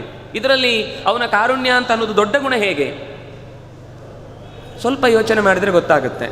ಏನು ಅಂದರೆ, ಇಲ್ಲಿ ನ್ಯಾಯಬೆಲೆ ಅಂಗಡಿಯವನಿಗೆ ಅವನ ಮೇಲಿನ ಅಧಿಕಾರಿ ಇದ್ದಾನೆ ಕಿವಿ ಹಿಂಡಲಿಕ್ಕೆ. ಅವನಿಗೆ ಅವನ ಮೇಲಿನ ಅಧಿಕಾರಿ ಒಬ್ಬ ಸಚಿವ ಇರ್ತಾನೆ. ಸಚಿವನು ಗೊತ್ತಾಗದ ಹಾಗೆ ಮಾಡಿದರೆ ಏನೋ ಆಗುತ್ತೆ, ಅದು ಎಲ್ಲೋ ಬೇರೆ ಕಡೆ ಫಲ ಕೊಟ್ಟೇ ಕೊಡುತ್ತೆ ಬಿಡಿ. ಏನು ನುಂಗಿದ್ರು ಅದು ಹೊಟ್ಟೆಯಲ್ಲಿ ಅಂತೂ ಕಾಣುತ್ತೆ ಇವರು ನುಂಗಿದ್ದಾರೆ ಅಂತ. ಆದ್ದರಿಂದ ಇಲ್ಲಿ ನಮಗೆ ಒಂದು ಅಥಾರಿಟಿ ಇದೆ. ಅದರಿಂದಾಗ ಅವನು ನಮಗೆ ಕೊಡಬೇಕಾದನ್ನು ಕೊಡಲೇಬೇಕು ಅಂತ ನಿಯಮಿಸಲಿಕ್ಕಾಗತ್ತೆ. ಆದರೆ ಪರಮಾತ್ಮನ ವಿಷಯದಲ್ಲಿ ಹೀಗಿಲ್ಲ. ನಮಗೆ ಕೊಡಬೇಕಾದನ್ನು ಕೊಡದೇ ಇದ್ದರೆ ಅವನನ್ನು ನಿಯಮಿಸುವವನು ಯಾರೂ ಇಲ್ಲ. ಆದರೂ ಕೂಡ ಅವನು ಕೊಡ್ತಾನೆ. ಇದು ಕಾರುಣ್ಯ ಅಲ್ವಾ? ನಮಗೇನೇನು ಬೇಕಿದೆ ಅಂತ ನಮಗೂ ಗೊತ್ತಿಲ್ಲ. ನಮ್ಮ ರೇಷನ್ ಕಾರ್ಡಲ್ಲಿ ಎಷ್ಟೆಲ್ಲ ಬರಲಿಕ್ಕಿದೆ ಅಂತ ನಮ್ಗೆ ಗೊತ್ತಿಲ್ಲ. ಆದರೂ ಕ್ರಮ ಪ್ರಕಾರ ಈ ದೇಹಕ್ಕೆ 24 ಗಂಟೆ ಮೂಗಲು ಉಸಿರಾಟ ಆಗ್ತಾ ಇರುತ್ತೆ, 24 ಗಂಟೆ ಎದೆಯಲ್ಲಿ ರಕ್ತ ಪರಿಚಲನೆ ಆಗ್ತಾ ಇರುತ್ತೆ, ತಿಂದ ಅನ್ನ 3 ಭಾಗವಾಗಿ ಮಲವಾಗಿ ದೇಹದ ರಕ್ತ ಮಾಂಸವಾಗಿ ಮೂಲ ಮನಸ್ಸಿನ ಸ್ವಭಾವವಾಗಿ ಬದಲಾಗ್ತಾ ಇರುತ್ತೆ. ನಾವು ಹೇಳಿದ್ರು ಹೇಳದೇ ಇದ್ರು ಆ ಕೆಲಸ ನಡೀತಾನೆ ಇರುತ್ತೆ. ಯಾಕೆ ಮಾಡಬೇಕು? ಅವನನ್ನು ಕಂಟ್ರೋಲ್ ಮಾಡೋರು ಯಾರೂ ಇಲ್ಲ. ಅವನು ತನ್ನ ಇಚ್ಛೆಯಂತೆ ಜಗತ್ತನ್ನು ನಡೆಸಬಲ್ಲ. ಆದರೂ ಇವನ ಕರ್ಮಕ್ಕೆ ಇದು ಕೊಡಲೇಬೇಕು ಅಂತ ಗುರುತಿಸಿ ಯೋಚನೆ ಮಾಡಿ ಅನಂತ ಕಾಲದಲ್ಲಿ ಅನಂತ ಬಗೆಯ ಜೀವಗಳಿಗೆ ಅನಂತ ಕರ್ಮಗಳಿಗೆ ಅನುಗುಣವಾಗಿ ಅನಂತ ಆಯಾ ಕಾಲಕ್ಕೆ ಸಂಬಂಧಪಟ್ಟ ಯೋಗ್ಯತೆಗೆ ಅನುಸಾರವಾಗಿ ಅದಕ್ಕೆ ಬೇಕಾದ ವಾತಾವರಣವನ್ನು ಸೃಷ್ಟಿಸಿ ಆಯಾ ಕಾಲದಲ್ಲಿ ಪ್ರತಿಕ್ಷಣ ಬಿಡದೆ ಅದನ್ನು ಆರೈಕೆ ಮಾಡ್ತಾನಲ್ವ. ಯಾಕೆ ಬೇಕು ಅವನಿಗೆ? ನಾವಾದರೆ 2 ದಿವಸ ಏನೋ ಸೇವೆ ಅಂತ ಮಾಡಿ 3ನೇ ದಿವಸ ಬೇಡಪ್ಪ, ಹೆಸರು ಬರ್ಬೋದು 2 ದಿವಸ, 3ನೇ ದಿವಸ ಹೆಸರು ಯಾರಿಗೆ ಬೇಕಲಿ, ಬೆಳಿಗ್ಗೆಯಿಂದ ರಾತ್ರಿ ತನಕ ಕೆಲಸ ಕೆಲಸ ಕೆಲಸ ಸಾಧ್ಯ ಇಲ್ಲ ಅಂತ ಬಿಡ್ತಿದ್ವಿ. ಆದರೆ ಭಗವಂತ ಅವನನ್ನು ಬೈಯುವವನ ಎದೆಯೊಳಗೂ ನಿಂತು ಅವನ ಜೀವವನ್ನು ಉಳಿಸ್ತಾನೆ. ಕರ್ಮಕ್ಕನುಗುಣವಾಗಿ ಶಿಕ್ಷೆ ಕೊಡಬೇಕು ಅಂತಾಗ ಮಾತ್ರ ಶಿಕ್ಷೆ ಕೊಡ್ತಾನೆ ಹೊರತು ನನ್ನನ್ನು ನಂಬುದಿಲ್ಲ ಅಂತ ಅವನನ್ನಲ್ಲೇ ಹೃದಯ ಸ್ತಂಭನ ಮಾಡಿಸಿ ನಿಲ್ಲಿಸುವುದಿಲ್ಲ ಅವನನ್ನು. ಆದ್ದರಿಂದಾಗಿ ಇದು ದೇವರ ಕರುಣೆ. ಆ ದುರ್ಯೋಧನ ದೇವರನ್ನೇ ಕಟ್ಟಿ ಹಾಕಲಿಕ್ಕೆ ಬಂದಾಗಲೂ ಅವನು ಅನುಭವಿಸುವ ತನಕದ ರಾಜ್ಯಭಾರದ ಸುಖ ಅವನಿಗೆ ಅನುಭವಿಸ್ಲಿಕ್ಕೆ ಬಿಟ್ಟ. ಆ 12 ವರ್ಷ ಹಸ್ತಿನಾವತಿಯನ್ನೇನು ಅನುಭವಿಸಿದ, ಬೇಕಾದಷ್ಟು ಅನುಭವಿಸಿದ. ಇರಲಿ, ಮುಂದೆ ಅವನು ಮಾಡಿದ ತಪ್ಪಿಗೆ ಅನುಭವಿಸ್ಲಿಕ್ಕಿದೆ. ಅಲ್ಲಿ ತನಕ ಅವನಿಗೆ ಸುಖ ಅಂತ ಅನ್ನೋದು ಮುಂದೆ ಪೂರ್ತಿ ದುಃಖವೇ ಅಲ್ಲ. ಅದನ್ನಾಗಿ ಈಗ ಸುಖ ಸಿಗಲಿ ಅನ್ನೋ ದೃಷ್ಟಿಯಿಂದ ಸುಖವನ್ನು ಕೊಟ್ಟ ಅನ್ನೋದು ನಾವು ಯೋಚನೆ ಮಾಡಿದರೆ ದೇವರ ಕಾರುಣ್ಯ ಎಷ್ಟು ದೊಡ್ಡದು ಅನ್ನೋದು ಗೊತ್ತಾಗುತ್ತೆ. ಇಲ್ಲಿ ದೇವತೆಗಳು ಮತ್ತು ಭಗವಂತ ನಮ್ಮಲ್ಲಿ ಎಲ್ಲದರ ಮೇಲೆ ದೊಡ್ಡ ಆಕ್ಷೇಪ ಏನು ಅಂದರೆ ತಾರತಮ್ಯವನ್ನು ಹೇಳ್ತಾರೆ, ಪಾರ್ಶಿಯಾಲಿಟಿ ಮಾಡ್ತಾರೆ, ತುಂಬ ದೊಡ್ಡದು ಚಿಕ್ಕದು ಅಂತೇಳಿ ವಿಭಾಗ ಮಾಡ್ತಾರೆ. ವಸ್ತುತಃ ಸರಿಯಾಗಿ ಯೋಚಿಸಿದರೆ ಜಗತ್ತಿರುವುದೇ ಹಾಗೆ, ಶಾಸ್ತ್ರದಲ್ಲಲ್ಲ. ಈಗ ಎಲ್ಲೋ ಒಂದು ಸಭೆಯಲ್ಲಿ ಅಕಸ್ಮಾತು ಮುಖ್ಯಮಂತ್ರಿಯ ಪಕ್ಕದಲ್ಲಿ ಅಥವಾ ಗವರ್ನರ್ ಪಕ್ಕದಲ್ಲಿ ಯಾರೋ ಒಬ್ಬ ನಿನ್ನೆ ಮೊನ್ನೆ ಬಂದ ಕಾರ್ಪೊರೇಟರನ್ನು ಹೋಗಿ ಕೂಡಿಸಿದ್ರೆ, ನೀವು ಪ್ರೋಟೋಕಾಲ್ ಮುರಿದಿದ್ದೀರಿ ಅಂತ ಅವನ ಮೇಲೆ ಇನ್ವೆಸ್ಟಿಗೇಷನ್ ಕೇಸ್ ಹಾಕ್ಬಿಡ್ತಾರೆ. ಯಾಕೆ ಹೀಗಾಯಿತು, ಅವನಿಗೊಂದು ನೋಟಿಸ್ ಕಳಿಸಿ ಹೀಗೆ ಇನ್ನು ಮುಂದೆ ಆಗಬಾರ್ದು ಅಂತ ಜೋರು ಮಾಡ್ತಾರೆ. ಅಂದರೆ ನಾವು ಹೇಳುವಾಗ, ಸಾರ್ವಜನಿಕವಾಗಿ ಭಾಷಣ ಮಾಡುವಾಗ ಸಮಾನತೆ ಸಮಾನತೆ ಸಮಾನತೆ ಅಂತ ಹೇಳುವುದು ಮಾತ್ರ.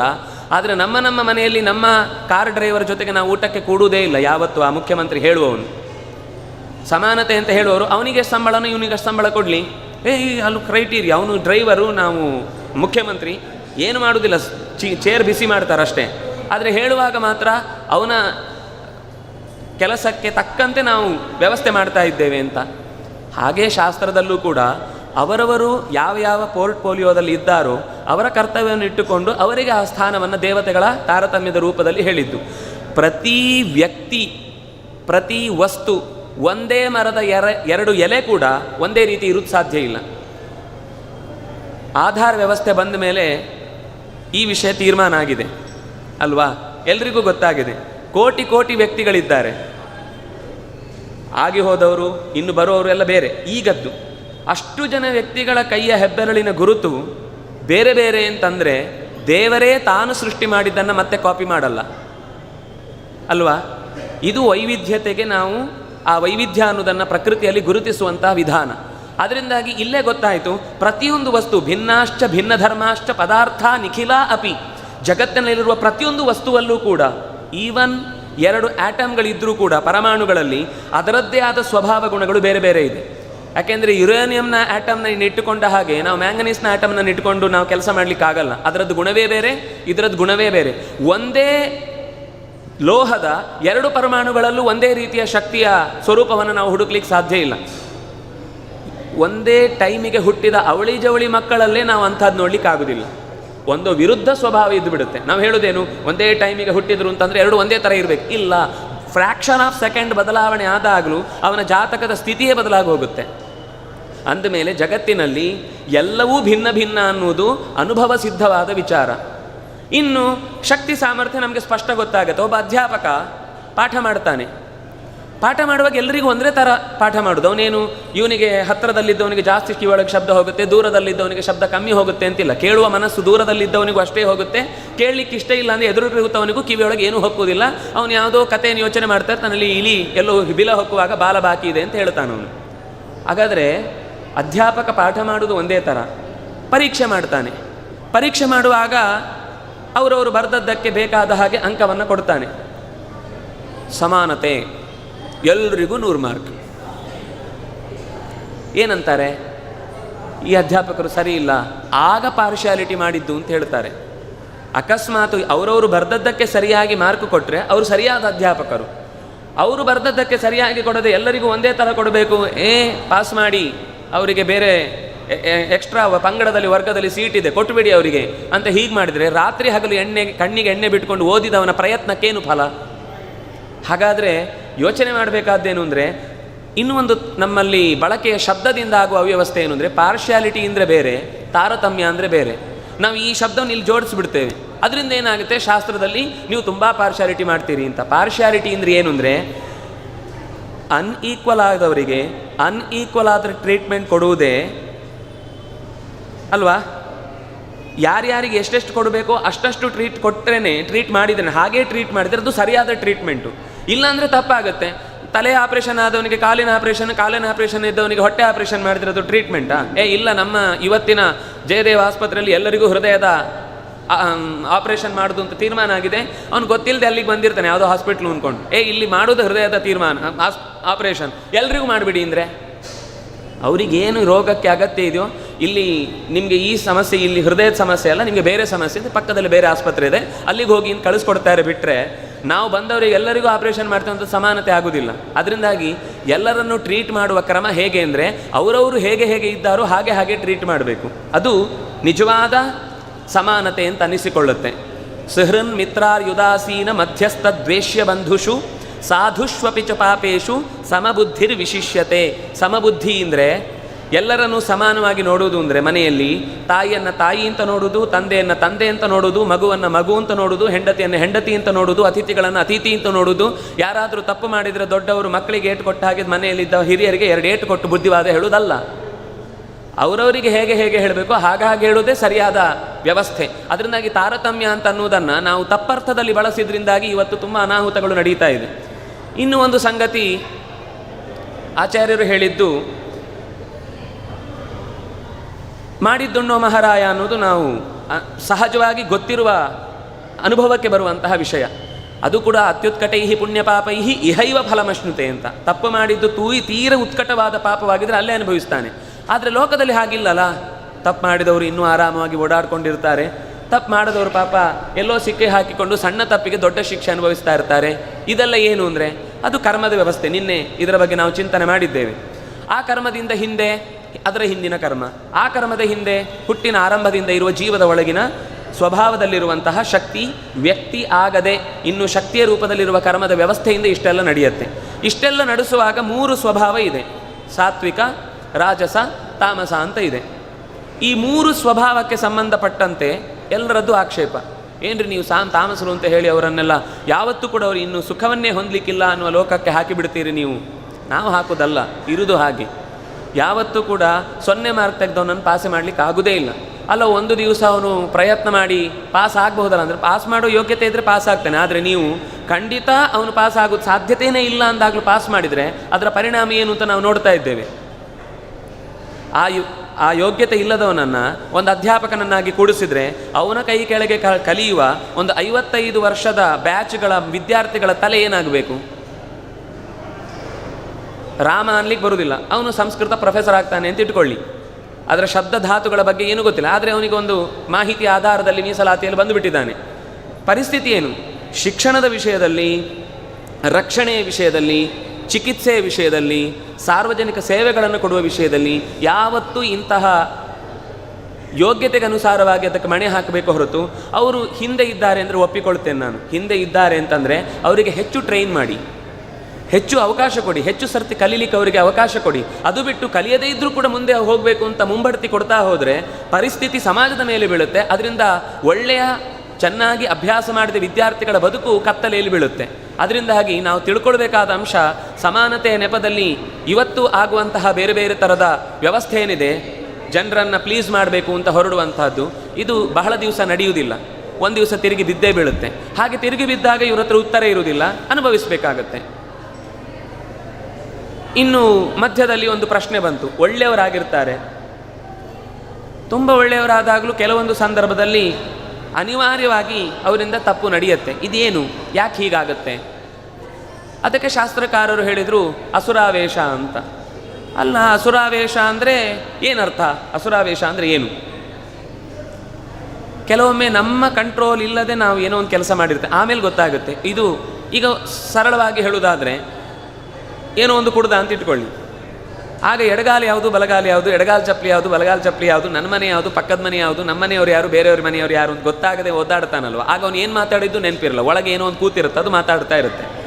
ಹಾಗೆಯೇ ಒಂದು ಭೂತ ಪ್ರವೇಶ ಮಾಡಿದಾಗಲೂ ನೀವು ಈ ಕರಾವಳಿ ಪ್ರದೇಶಗಳಲ್ಲೆಲ್ಲ ಹೋದರೆ ಅವರ ಭಗವಂತನನ್ನು ಪ್ರಸಾದದಲ್ಲಿ ಪ್ರಾರ್ಥನೆ ಮಾಡಿ ಯಾರಿಗಾದರೂ ಏನಾದರೂ ಸಮಸ್ಯೆ ಇದೆ ಅಂತ ಪ್ರಶ್ನೆ ಮಾಡಿದರೆ ಅದಕ್ಕೆ ಉತ್ತರ ಕೊಡ್ತಾರೆ, ಸರಿಯಾಗಿ ಉತ್ತರ ಕೊಡ್ತಾರೆ. ಎಷ್ಟೋ ಸಂದರ್ಭದಲ್ಲಿ ಕೆಲವೊಮ್ಮೆ ಅವ್ಯವಸ್ಥೆ ಇರುವುದು ಇದೆ, ಇಲ್ಲ ಅಂತ ಹೇಳಲ್ಲ, ಆದರೆ ಪ್ರಾಮಾಣಿಕವಾಗಿ ಹಾಗೆ ನಡೆಸಿಕೊಳ್ಳುವವರು ಅವರು ಆ ಊರಿಗೆ ಹೋಗಿರುವುದಿಲ್ಲ, ಆದರೆ ಆ ಊರಿನ ಎಲ್ಲ ಮಾಹಿತಿಗಳನ್ನು ಕೊಟ್ಟು ನೀವು ಅಲ್ಲಿಗೆ ನಿಮ್ಮ ಮೂಲ ಸ್ಥಾನಕ್ಕೆ ಹೋಗಲಿಲ್ಲ ಆದ್ರಿಂದ ನೀವು ಇಷ್ಟು ಪ್ರಾಬ್ಲಮ್ ಅಂತ ಹೇಳಿದರೆ ಹಾಗೆ ಇರುತ್ತಲ್ಲಿ. ಅದು ಹೇಗೆ ಅಂದರೆ ಅವನ ಒಳಗೆ ಪ್ರವೇಶ ಮಾಡಿದ ಒಂದು ಪಾಸಿಟಿವ್ ಶಕ್ತಿ, ಎನರ್ಜಿ, ಜೀವ ಏನಿದೆ ಅದು ಅವನಿಂದ ಮಾತನಾಡಿಸುತ್ತೆ. ಇದು ಲೋಕದಲ್ಲಿ ನಮ್ಮ ಅನುಭವದಲ್ಲಿ ಇರುವಂಥದ್ದು. ಹೀಗೆ ಅಸುರ ಶಕ್ತಿಯು ಕೂಡ ನಮ್ಮೊಳಗೆ ನಿಂತು ನಮ್ಮ ಕೈಯಲ್ಲಿ ತಪ್ಪಿಸಿ ಆ ಕೆಲಸವನ್ನು ಮಾಡಿಸುತ್ತೆ. ಅನಿಚ್ಛನ್ನಪಿ ವಾರ್ಷ್ಣೇಯ ಬಲಾದಿವ ನಿಯೋಜಿತ ಅಂತ ಅರ್ಜುನ ಹೇಳ್ತಾನೆ. ನಾನು ಅಂಥ ಕೆಲಸ ಮಾಡಬಾರ್ದು ಅಂತ ಹಠ ತೊಟ್ಟು ಕೂತಿರ್ತೇನೆ, ಆದರೂ ನನ್ನ ಕೈಯಿಂದ ಆ ಕೆಲಸ ಆಗಿ ಹೋಗುತ್ತೆ. ಇದಕ್ಕೇನು ಫಲ? ಇದಕ್ಕೆ ಏನು ಕಾರಣ? ಅದಕ್ಕೆ ಕೃಷ್ಣ ಹೇಳಿದ, ಕಾಮಯೇಷಃ ಕ್ರೋಧಯೇಷಃ ರಜೋಗುಣ ಸಮುದ್ಭವ. ನಾವು ತಿಂದ ಅನ್ನ ಕಾರಣ ಇರಬಹುದು, ನಾವು ಸೇರಿದ ವ್ಯಕ್ತಿಗಳ ಜೊತೆಗಿನ ಸಂಬಂಧ ಕಾರಣ ಇರಬಹುದು, ಅಥವಾ ನಾವು ಯಾರಿಂದಲೂ ತಿಳ್ಕೊಂಡ ಜ್ಞಾನ ತಪ್ಪಾಗಿ ಬಂದದ್ರಿಂದ ಕಾರಣ ಇರಬಹುದು. ನಾವು ಸರಿಯನ್ನೇ ತಪ್ಪು ಅಂತ ಭಾವಿಸಿ, ತಪ್ಪನ್ನೇ ಸರಿ ಅಂತ ಭಾವಿಸಿ ನಾವು ನಮ್ಮ ಮಾಡಿಕೊಂಡ ಅನುಸರಣೆಗಳಿಂದ ತಪ್ಪಾಗಿರಬಹುದು. ಅದಕ್ಕೆ ನಾವು ಅನುಸೃತ ಸ್ವಭಾವ ಕರೋಮಿ ಯದ್ಯತ್ ಅಂತ ಹೇಳುದು. ನನ್ನ ಒಳಗಿನ ಸ್ವಭಾವದಂತೆ ನಾನು ಮಾಡಿದ್ದೆ, ನನಗೇನು ಗೊತ್ತಿಲ್ಲ. ಪ್ರಭಾವವೋ ಸ್ವಭಾವವೋ ಒಂದೊಂದು ಕಡೆ ಒಂದೊಂದು ಕೆಲಸ ಕಾರಣ ಆಗ್ತಾ ಇರುತ್ತೆ. ಇದನ್ನು ಹೇಗೆ ಮಾಡಬೇಕು ಅನ್ನೋದು ನಮಗೆ ಕೆಲವೊಮ್ಮೆ ಗೊತ್ತಿಲ್ಲದೆ ಆಗಿ ಹೋಗುತ್ತೆ. ಹಾಗೆ ದೇವತೆಗಳಲ್ಲೂ ನಮ್ಮಲ್ಲೂ ಒಂದು ದುಷ್ಟಶಕ್ತಿ, ಅಸುರಾವೇಶ ಅಂದರೆ ಬೇಡವಾದದ್ರಲ್ಲೇ ಸುಖವನ್ನು ಕಾಣುವಂತಹ ಸ್ವಭಾವವುಳ್ಳಂತಹ ಶಕ್ತಿ ಅಂತ. ಸುರ ಅಂದರೆ ದೇವತೆಗಳು, ಸುರ ವಿರುದ್ಧವಾದಂತಹ ಆಲೋಚನೆ ಇರುವಂಥದ್ದು ಅಸುರ ಅಂತ. ಇನ್ನೂ ಸರಿಯಾಗಿ ಹೇಳಬೇಕು ಅಂದರೆ ಅಸು ಅಂದರೆ ಇಂದ್ರಿಯಗಳು. ಅಸುಸು ರಮಂತೆ, ಇಂದ್ರಿಯಗಳ ಸುಖದಲ್ಲೇ ದೊಡ್ಡ ಸುಖ ಅಂತ ಭಾವಿಸುವಂತಹ ಮನಸ್ಥಿತಿ ಎಲ್ಲಿದೆಯೋ ಅದು ಅಸುರ ಸ್ವಭಾವ. ಈಗ ನಾವು ನೋಡ್ತೇವೆ, ನಮ್ಮ ಆಹಾರದ ಪದ್ಧತಿಯನ್ನು ನೀವು ಬದಲಾಯಿಸ್ಲಿಕ್ಕೆ ಹೋಗಿ ನಮ್ಮ ಆಹಾರವನ್ನು ಹೊಟ್ಟೆಗೆ ಹೊಡಿತಾ ಇದ್ದೀರಿ ನೀವು ಅಂತ ಲದ್ದಿಜೀವಿಗಳು ಮಾತಾಡ್ತಾರೆ.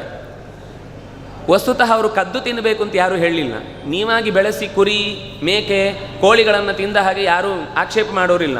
ಸಾಕ್ಲಿಕ್ಕೆ ಯಾರೂ ಇಲ್ಲ, ಪಾಪ ಕಷ್ಟಪಟ್ಟು ಸಾಕಿದವನು ಮನೆಯಿಂದ ಎಳ್ಕೊಂಡು ಹೋಗುವಂಥದ್ದು ಯಾವ ಮಾತ್ರಕ್ಕೂ ಸರಿಯಲ್ಲ. ಹಾಗೆ ಅಂತೇಳಿ ಸಾಕಿ ತಿನ್ನಬೇಕು ಅಂತಲ್ಲ. ಈಗ ಮಾತಾಡುವವರ ಬಗ್ಗೆ ನಾನು ಹೇಳಿದ್ದು, ಮಾತಾಡುವವರಿಗೆ ಮೊದಲು ಬೇಸಿಕ್ಕಾಗಿ ತಾವು ನೈತಿಕ ನೆಲೆಯಲ್ಲೇ ಇಲ್ಲ, ಆದರೆ ಆಹಾರದ ಬಗ್ಗೆ ಮಾತನಾಡುವುದಿರುತ್ತೆ. ಅಂದರೆ ಈ ಥರ ಒಳಗಿನಿಂದ ಈ ಸ್ವಭಾವ ಇದೆಯಲ್ವ, ಇನ್ನೊಬ್ಬನ ಧಾರ್ಮಿಕ ಭಾವನೆಗೆ ಧಕ್ಕೆ ಪಡಿಸಿ ಸುಖವನ್ನು ಅನುಭವಿಸುವಂಥ ಒಂದು ಸ್ವಭಾವ ಇದೆಯಲ್ಲ, ಇದಕ್ಕೆ ಅಸುರ ಸ್ವಭಾವ ಅಂತ ಹೇಳ್ತಾರೆ.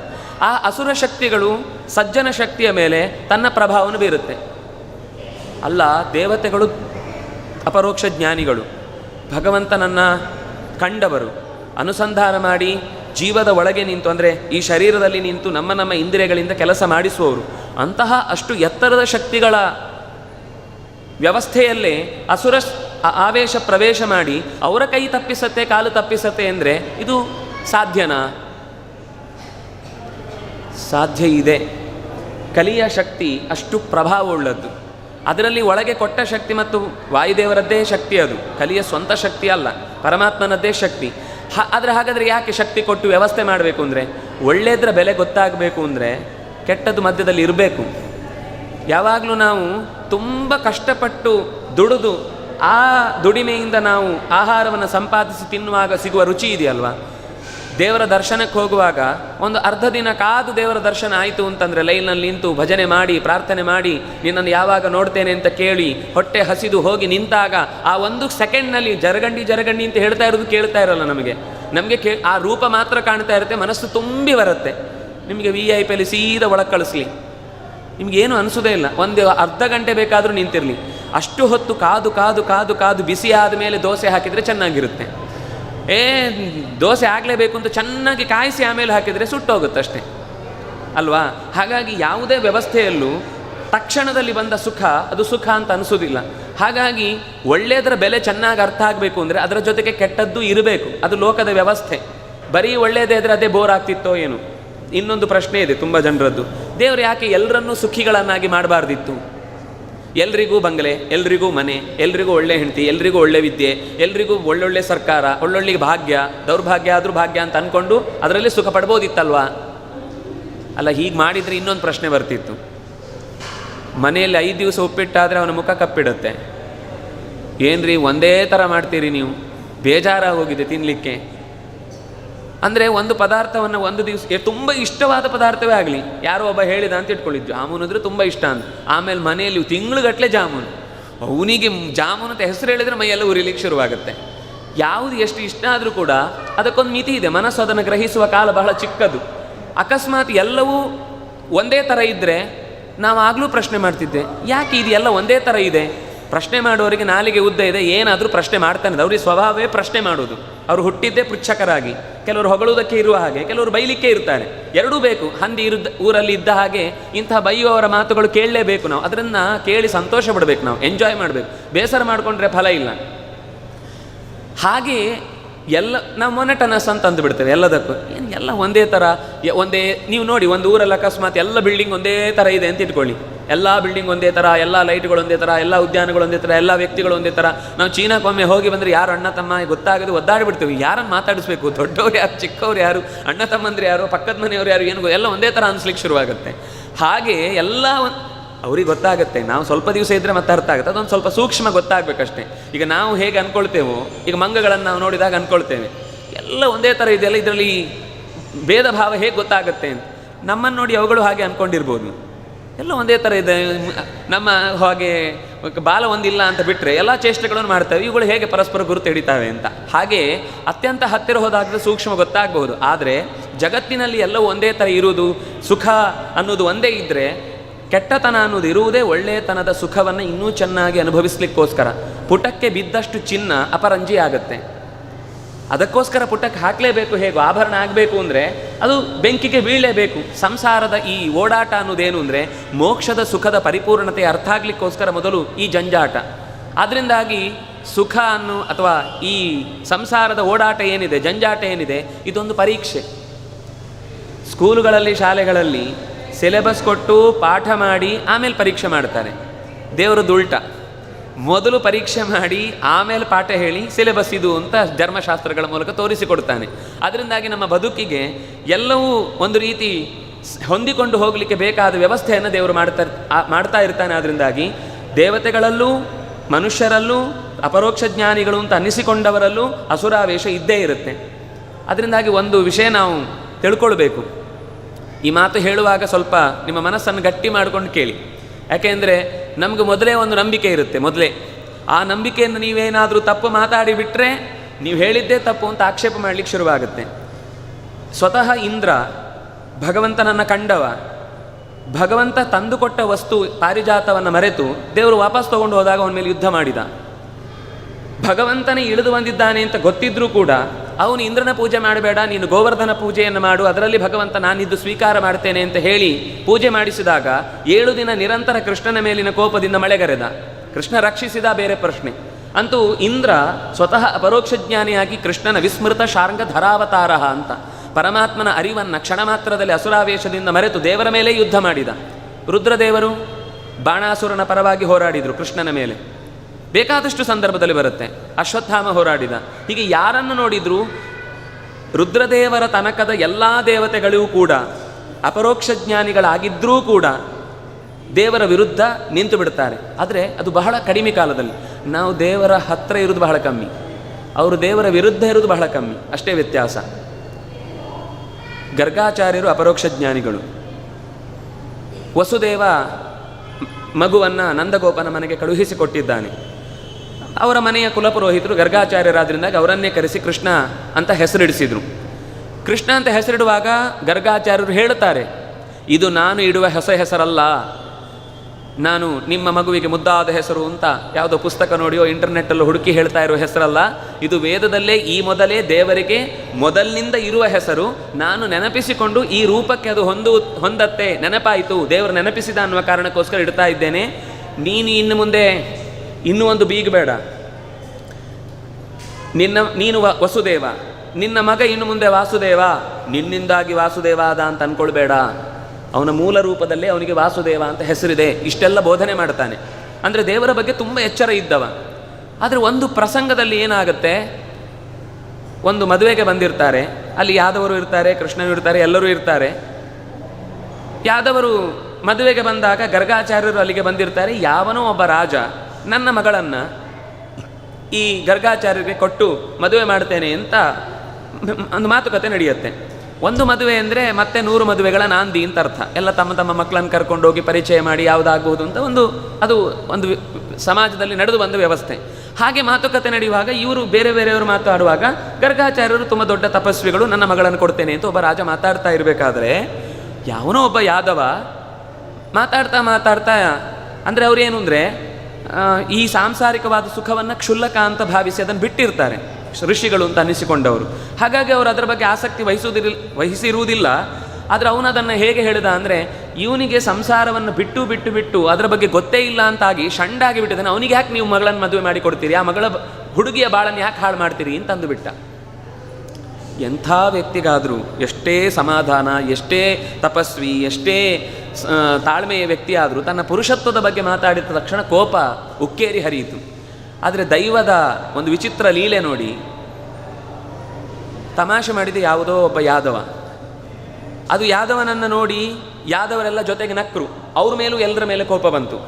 ಆದರೆ ಕೋಪ ಅಲ್ಲಿಗೆ ನಿಲ್ಲಿಲ್ಲ. ಅದು ಆ ಕೋಪ ಇನ್ನಷ್ಟು ಉಕ್ಕೇರಿ ಹರಿದು ಈ ಯಾದವರೆಲ್ಲ ಇಷ್ಟು ಸೊಕ್ಕಿ ನಗಲಿಕ್ಕೆ ಕಾರಣ ಯಾರು ಅಂದರೆ ಕೃಷ್ಣ ಅವರ ವಂಶದಲ್ಲಿ ಇದ್ದಾನೆ ಅಂತ ಇಷ್ಟೆಲ್ಲ ಇವರು ಸೊಕ್ಕಿ ನಗುತ್ತಾ ಇದ್ದಾರೆ. ಹಾಗಾಗಿ ಕೃಷ್ಣನನ್ನು ಕೊಲ್ಲುವಂತಹ ಮಗನನ್ನು ನಾನು ಪಡೆಯಬೇಕು ಅಂತ ರುದ್ರದೇವರನ್ನು 1 ವರ್ಷಗಳ ಕಾಲ ತಪಸ್ಸು ಮಾಡಿದರು. ಅದರಿಂದ ಹುಟ್ಟಿದವನೇ ಕಾಲಯವನ. ರಾಕ್ಷಸರು ಕಾಯ್ತಾ ಇರ್ತಾರೆ. ತಕ್ಷಣ ಒಂದು ಹೆಣ್ಣುಮಗಳನ್ನು ತಮ್ಮ ರಾಕ್ಷಸಿಯನ್ನೇ ಗೋಪಿಯ ರೂಪದಲ್ಲಿ ಕಳಿಸಿ ಅಲ್ಲಿ ಗರ್ಭಾಧಾನ ಮಾಡಿಸಿಕೊಂಡು ಅದನ್ನು ತರಿಸಿ ಅವನನ್ನೇ ಕೃಷ್ಣನ ವಿರುದ್ಧ ಬಿಟ್ಟರು. ಅದು ಮುಂದೆ ಕೃಷ್ಣ ವ್ಯವಸ್ಥೆ ಮಾಡಿದ. ಒಟ್ಟಂತೂ ಗರ್ಗಾಚಾರ್ಯರು ಇಂಥ ದೊಡ್ಡ ತಪಸ್ವಿಗಳಾಗಿಯೂ ಜ್ಞಾನಿಗಳಾಗಿಯೂ ಭಗವಂತನ ವಿರುದ್ಧ ನಿಂತರು ಅಂದರೆ ಮತ್ತೆ ಪಶ್ಚಾತ್ತಾಪ ಪಟ್ಟರು. ಆ ಗರ್ಭಾಧಾನ ಆಗಿ ಮಗು ಹುಟ್ಟಿ ಆ 1 ವರ್ಷ ತಪಸ್ಸಿನ ನಂತರ ಯಾರ ವಿರುದ್ಧ ನಾನು ಇಷ್ಟು ದಿವಸ ತಪಸ್ಸು ಮಾಡಿದೆ ಕೃಷ್ಣ ಅಂತ ಗೋಳೋ ಅಂತ ಬಂದ 10 ಪ್ರಾಯಶ್ಚಿತ್ತಗಳ ರಾಶಿಯನ್ನೇ ತನ್ನ ಮೇಲೆ ಹೊತ್ತುಕೊಳ್ತಾರೆ. ಅಂದರೆ ಅದಾದ ಮೇಲೆ ಅದರ ಫಲವನ್ನು ಪಡೀತಾರೆ. ಆದರೆ ಮರೆತು ಹೋಗಿದ್ದಂತೂ ಸತ್ಯ. ನಾನು ಇಷ್ಟೆಲ್ಲ ಯಾಕೆ ಹೇಳ್ತಾ ಇದ್ದೇನೆ ಅಂತ ನಿಮಗೆ ಈಗ ಅರ್ಥ ಆಗ್ತಾ ಇರಬಹುದು. ಅದರಿಂದಾಗಿ ನಾವು ಇವತ್ತು ಒಂದು ಪ್ರಶ್ನೆ ಬಂತು, ಲೋಕದಲ್ಲಿ ಇವತ್ತಿಗೂ ಅಪರೋಕ್ಷ ಜ್ಞಾನಿಗಳಿದ್ದಾರಾ? ಖಂಡಿತ ಇದ್ದಾರೆ. ಅವರು ಬೋರ್ಡ್ ಹಾಡ್ಕೊಂಡು ತಿರುಗಾಡಲ್ಲ. ಯಾರು ಬೋರ್ಡ್ ಹಾಡ್ಕೊಂಡು ತಿರುಗುತ್ತಾರೋ ಅವರು ಅಪರೋಕ್ಷ ಜ್ಞಾನಿಗಳಾಗಿರಲ್ಲ. ಯಾರೂ ಮಧ್ಯದಲ್ಲಿ ಬಂದು ನಾನು ಹಾಗೆ ನಾನು ಹೀಗೆ ನನ್ನ ಬಗ್ಗೆ ನೀವು ಹೀಗೆ ತಿಳ್ಕೊಳ್ಳಿ ಅಂತ ಈ ವಂಶದವನು ಈ ಅಂಶದವನು ಅಂತೆಲ್ಲ ಮಾತಾಡಿಕೊಳ್ಳಲ್ಲ. ಅವರು ದೇವರು ಬಿಟ್ಟರೆ ತನಗೆ ಸಮಾಜದಲ್ಲಿ ಈ ಕಾರಣಕ್ಕೋಸ್ಕರ ನಾನು ಜನ್ಮ ಎತ್ತಿದ್ದೇನೆ ಎನ್ನುವ ನಿಯತಿಯನ್ನು ಇಟ್ಟುಕೊಂಡು ಮಾತ್ರ ಕೆಲಸ ಮಾಡ್ತಾರೆ ಹೊರತು ಯಾವತ್ತೂ ತನ್ನ ಬಗ್ಗೆ ರಿವೀಲ್ ಮಾಡ್ಕೊಳ್ಳಲ್ಲ. ತುಂಬ ಆಪ್ತರಲ್ಲಿ ಎಲ್ಲೋ ಹೇಳ್ಕೊಳ್ಬೋದು. ಅದು ತುಂಬ ಭಕ್ತ, ತುಂಬ ಉದ್ಧಾರಕ್ಕೆ ಯೋಗ್ಯನಾದ ಒಬ್ಬ ಶಿಷ್ಯನಿದ್ದರೆ ಅವನ ಹತ್ರ ಹೇಳ್ಕೊಳ್ಬೋದಷ್ಟೇ ಹೊರತು ಖಂಡಿತ ಹೇಳ್ಕೊಳ್ಳಲ್ಲ. ಅದು ನನಗೆ ಇದ್ದಾರೆ ಅನ್ನೋದೇನು ಆಗದೇ ಇರುವ ಸಂಗತಿ ಅಲ್ಲ. ಸರಿ, ಹಾಗಾದರೆ ದಾಸರೆಲ್ಲ ಹೇಳಿದ್ರಲ್ಲಿ ಕೆಲವೊಂದು ಸರ್ತಿ ಅಲ್ಲೊಂದು ಥರ ಇಲ್ಲೊಂದು ಥರ ಬರುತ್ತಲ್ವ ಅಂದರೆ, ಅಪರೋಕ್ಷ ಜ್ಞಾನಿಗಳು ಅಂದರೆ ಏನರ್ಥ? ನಮ್ಮಲ್ಲಿ ಅದು ತುಂಬ ದೊಡ್ಡ ಮಾತು. ಅವರು ಅಪರೋಕ್ಷ ಜ್ಞಾನಿಗಳು, ಅವರೇನು ತಪ್ಪು ಹೇಳ್ತಾರೆ ಅಂತ. ದೇವರ ಬಗ್ಗೆ ಖಂಡಿತ ತಪ್ಪು ಹೇಳುವುದಿಲ್ಲ. ದೇವರ ಬಗ್ಗೆ ಅವರು ಕಂಡಿರ್ತಾರೆ. ಆದರೆ ಅಪರೋಕ್ಷ ಜ್ಞಾನಿಗಳು ಅಂದ ತಕ್ಷಣ ಲೋಕದ ಎಲ್ಲ ವಿಷಯಗಳ ಬಗ್ಗೆ ಜ್ಞಾನ ಇದೆ ಅಂತ ಅರ್ಥ ಅಲ್ಲ. ಭಗವಂತನ ಬಗ್ಗೆ ಸರಿಯಾದ ಕಳಕಳಿ ಇರುತ್ತೆ, ಪ್ರೀತಿ ಇರುತ್ತೆ, ಅರಿವು ಇರುತ್ತೆ. ಅದು ಬಿಟ್ಟು ಲೋಕದ ಯಾವುದೋ ಒಂದು ವಿಷಯದ ಬಗ್ಗೆ ಏನೋ ತಿಳ್ಕೊಂಡಿದ್ದಾರೆ, ಏನೋ ತಪ್ಪಾಡಿ ಬಿಡ್ತಾರೆ. ಅದರ ಅರ್ಥ ಅವರು ಅಪರೋಕ್ಷ ಜ್ಞಾನಿಗಳಲ್ಲ ಅಂತ ಅರ್ಥ ಅಲ್ಲ. ಅಪರೋಕ್ಷ ಜ್ಞಾನಿಗಳಾಗಿಯೇ ಇರ್ತಾರೆ. ಕೆಲವೊಂದು ಕಥೆಗಳನ್ನು ಆ ಕಾಲದಲ್ಲಿ ಏನು ಪ್ರಚಲಿತದಲ್ಲಿತ್ತು ಅದನ್ನು ಬಳಸಿಕೊಂಡಿರ್ತಾರೆ. ಅದು ಶಾಸ್ತ್ರಕ್ಕೆ ಕೆಲವೊಮ್ಮೆ ವಿರುದ್ಧವಾಗಿ ಕಂಡಿದ್ರೆ ನಾವು ಉಪಾಸನೆಯನ್ನು ಬಿಟ್ಟೇ ಮಾಡಬೇಕು. ವ್ಯಾಸರನ್ನು ಮೂಲವಾಗಿ ಇಟ್ಟುಕೊಳ್ಬೇಕು. ಅದಕ್ಕನುಗುಣವಾಗಿ ಪುರಾಣಗಳು, ಇತಿಹಾಸ, ಭಾರತ, ರಾಮಾಯಣ ಇತ್ಯಾದಿಗಳನ್ನು ಅನುಸರಿಸಬೇಕು ಅಂದ ಮೇಲೆ ಅದಕ್ಕನುಗುಣವಾಗಿ ನಾವು ದಾಸರನ್ನು ಅನುಸರಿಸಬೇಕಲ್ವಾ. ಇವರ ಮಾತನ್ನು ಇಟ್ಟುಕೊಂಡು ವ್ಯಾಸರನ್ನು ನಿರ್ಣಯ ಮಾಡುವುದಲ್ಲ. ವ್ಯಾಸರ ಮಾತನ್ನು ಇಟ್ಟುಕೊಂಡು ನಾವು ದಾಸರಲ್ಲಿ ಹೇಳಿದರೆ ಏನಾದರೂ ತಪ್ಪಿದರೆ ಅದನ್ನು ತಿದ್ದಿಕೊಳ್ಳಬೇಕು. ಈ ದೃಷ್ಟಿಯಲ್ಲಿ ಅಕಸ್ಮಾತ್ ಎಲ್ಲಿಯಾದರೂ ತಪ್ಪಿದರೆ ನಮ್ಮಲ್ಲಿ ಅದು ದಾರಿ ತಪ್ಪುವ ವಿಷಯ ಏನು ಅಂದರೆ, ಕೆಲವೊಂದು ಸಂದರ್ಭದಲ್ಲಿ ಶಾಸ್ತ್ರಗಳನ್ನು ಸಂಸ್ಕೃತವನ್ನು ಓದಿದರೆ ಮಾತ್ರ ಮೋಕ್ಷ, ಉಳಿದವರಿಗೆ ಮೋಕ್ಷ ಇಲ್ಲ ಅಂತಲೂ ಒಂದು ಭ್ರಮೆ ಇದೆ. ದೇವರಿಗೆ ಅವನು ಎಷ್ಟು ಓದಿದ್ದಾನೆ ನೋಡುವುದಲ್ಲ, ಅವನು ಎಷ್ಟು ನನ್ನನ್ನು ಪ್ರಾಮಾಣಿಕವಾಗಿ ಪ್ರೀತಿಸ್ತಾನೆ, ಶ್ರದ್ಧೆಯಿಂದ ತನ್ನ ಕರ್ತವ್ಯ ನಿರ್ವಹಿಸ್ತಾನೆ ಅಂತ ಅನ್ನೋದು ನೋಡುವುದವನು. ಹಾಗಾಗಿ ಸಂಸ್ಕೃತ ಬರದೇ ಇದ್ರೂ ಮೋಕ್ಷ ಆಗ್ಬೋದು. ಸಂಸ್ಕೃತ ಬಂದು ದೊಡ್ಡ ಪಂಡಿತನಾಗಿ ವೇದಿಕೆ ಮೇಲೆ ಕೂತು 100 ಉಪನ್ಯಾಸ ಕೊಟ್ಟರು ನರಕದಲ್ಲಿ ಬೇಯ್ತಾ ಇರ್ಬೋದು, ಹೇಳಲಿಕ್ಕೆ ಬರಲ್ಲ. ಅದರಿಂದಾಗಿ ನಾವು ಮೇಲೆ ಕೂತಿದ್ದಾನೆ ಅನ್ನೋ ಅಷ್ಟೇ ಮಾತ್ರಕ್ಕೆ ನಮ್ಮ ಹತ್ರ ವೀಸಾ ಇದೆ ಅಂತ ಅರ್ಥ ಅಲ್ಲ. ಅವನು ಮಾಡುವ ಕರ್ತವ್ಯ ಪ್ರಾಮಾಣಿಕವಾಗಿ ಇದ್ದರೆ, ಕಳಕಳಿಯಿಂದಲೇ ಆ ಕೆಲಸವನ್ನು ಮಾಡ್ತಾ ಇದ್ದಾನೆ ಅಂದರೆ ಮಾತ್ರ ಭಗವಂತನ ಸಾನ್ನಿಧ್ಯ ಸಿಗಲಿಕ್ಕೆ ಸಾಧ್ಯ ಹೊರತು ಹಾಗೆ ಅಂತೇಳಿ ಸಂಸ್ಕೃತ ಕಲಿಯದೇ ಇದ್ರೂ ಆಗುತ್ತೆ ನಾವು ಬಿಟ್ಟೆವು ಆರಾಮ ಅಂತಲ್ಲ. ಕಲಿಬೇಕು. ಕಲಿಯುವ ಉದ್ದೇಶ ಏನು ಅಂದರೆ ವೇದದ ಹತ್ತಿರ ಬರುವ ತನಕ ನಮಗೆ ಸರಿಯಾದ ಪೂರ್ಣ ಜ್ಞಾನ ಸಿಗುವುದು ಕಷ್ಟ. ಅದಕ್ಕೆ ಗುರುಗಳ ಸಾಮೀಪ್ಯ ಬೇಕು, ಜ್ಞಾನದ ತಹತಹಿಕೆ ಇರಬೇಕು, ಇನ್ನೂ ತಿಳಿಯಬೇಕು ಅಂತ. ಎಷ್ಟು ತಿಳಿದ್ರೂ ಮುಗಿಯತ್ತೆ ಅಂತಿಲ್ಲ. ಅಪರೋಕ್ಷ ಜ್ಞಾನಿ ಆದವನಿಗೂ ಮತ್ತೂ ತಿಳಿಲಿಕ್ಕಿರುತ್ತೆ. ಭಗವಂತನನ್ನು ಕಂಡಿದ್ದಾನೆ ಎನ್ನುವ ಎಚ್ಚರ ಬಿಟ್ಟರೆ ಮತ್ತಷ್ಟು ಶಾಸ್ತ್ರದ ತಿಳುವಳಿಕೆ ಅವನಿಗೆ ಇದ್ದೇ ಇರುತ್ತೆ. ಯಾಕೆಂದರೆ ಕಲ್ತು ಮುಗಿಯತ್ತೆ ಅಂತಿದೆಯಾ? ಯಾವತ್ತೂ ಮುಗಿಯುವುದಿಲ್ಲ. ಅದರಿಂದಾಗಿ ದಾಸ ಸಾಹಿತ್ಯದಲ್ಲಿ ಅಕಸ್ಮಾತ್ ಎಲ್ಲಿಯಾದರೂ ಒಂದು ಸರ್ತಿ ಹೇಳುವ ಮಾತಿನಲ್ಲಿ ಆಚಾರ್ಯರು ಕೊಟ್ಟ ಸರ್ವಮೂಲದ ವಿವರಣೆಗಳಿಗೆ ವಿರುದ್ಧವಾಗಿ ಕಂಡ್ರೆ, ಕೆಲವೊಮ್ಮೆ ಬೇರೆ ಅರ್ಥದಲ್ಲಿ ಹೇಳಿರ್ತಾರೆ, ನಾವು ಬೇರೆ ಅರ್ಥ ಮಾಡ್ಕೊಂಡಿದ್ರೆ ಅದಂತ ಸರಿಪಡಿಸ್ಕೊಳ್ಬೇಕು. ಅದು ಬಿಟ್ಟು ತೀರ ವಿರುದ್ಧವೇ ಇದ್ದರೆ, ಈಗ ಲಕ್ಷ್ಮಿಯ ತಿಳುವಳಿಕೆ ಭಗವಂತನ ಬಗ್ಗೆ ಸದಾ ಇರುತ್ತೆ. ಅದು ಯಾಕೆಂದರೆ ಅವಳು ನಿತ್ಯ ಮುಕ್ತಳು. ಯಾವತ್ತೋ ಒಂದು ದಿವಸ ಹೊಸದಾಗಿ ಜ್ಞಾನ ಬಂದದ್ದಲ್ಲ ಅವಳಿಗೆ. ನಮಗಾದರೆ ಒಂದು ದಿವಸ ಜ್ಞಾನ ಬಂದು ನಾವು ಹೆಚ್ಚನ್ನು ತಿಳ್ಕೊಂಡು ಆಮೇಲೆ ಮೋಕ್ಷಕ್ಕೆ ಹೋಗೋರು. ಅದರಿಂದಾಗಿ ಅವಳಿಗೆ ಪರಮಾತ್ಮನ ಬಗ್ಗೆ ಯಾವತ್ತೂ ತಿಳುವಳಿಕೆ ತಪ್ಪುವುದು ಅಂತ ಇಲ್ಲವೇ ಇಲ್ಲ. ಹಾಗಾದರೆ ಅವಳಿಗೆ ಪ್ರಳಯ ಅಂದರೆ ಏನು ಅಂದರೆ, ಈ ಪ್ರಪಂಚದ ಜೊತೆಗೆ ನನ್ನ ಅಭಿಮಾನ ಇದೆ ಅನ್ನುವ ಸಂಬಂಧವನ್ನು ಬಿಟ್ಟಿರ್ತಾಳಷ್ಟೇ.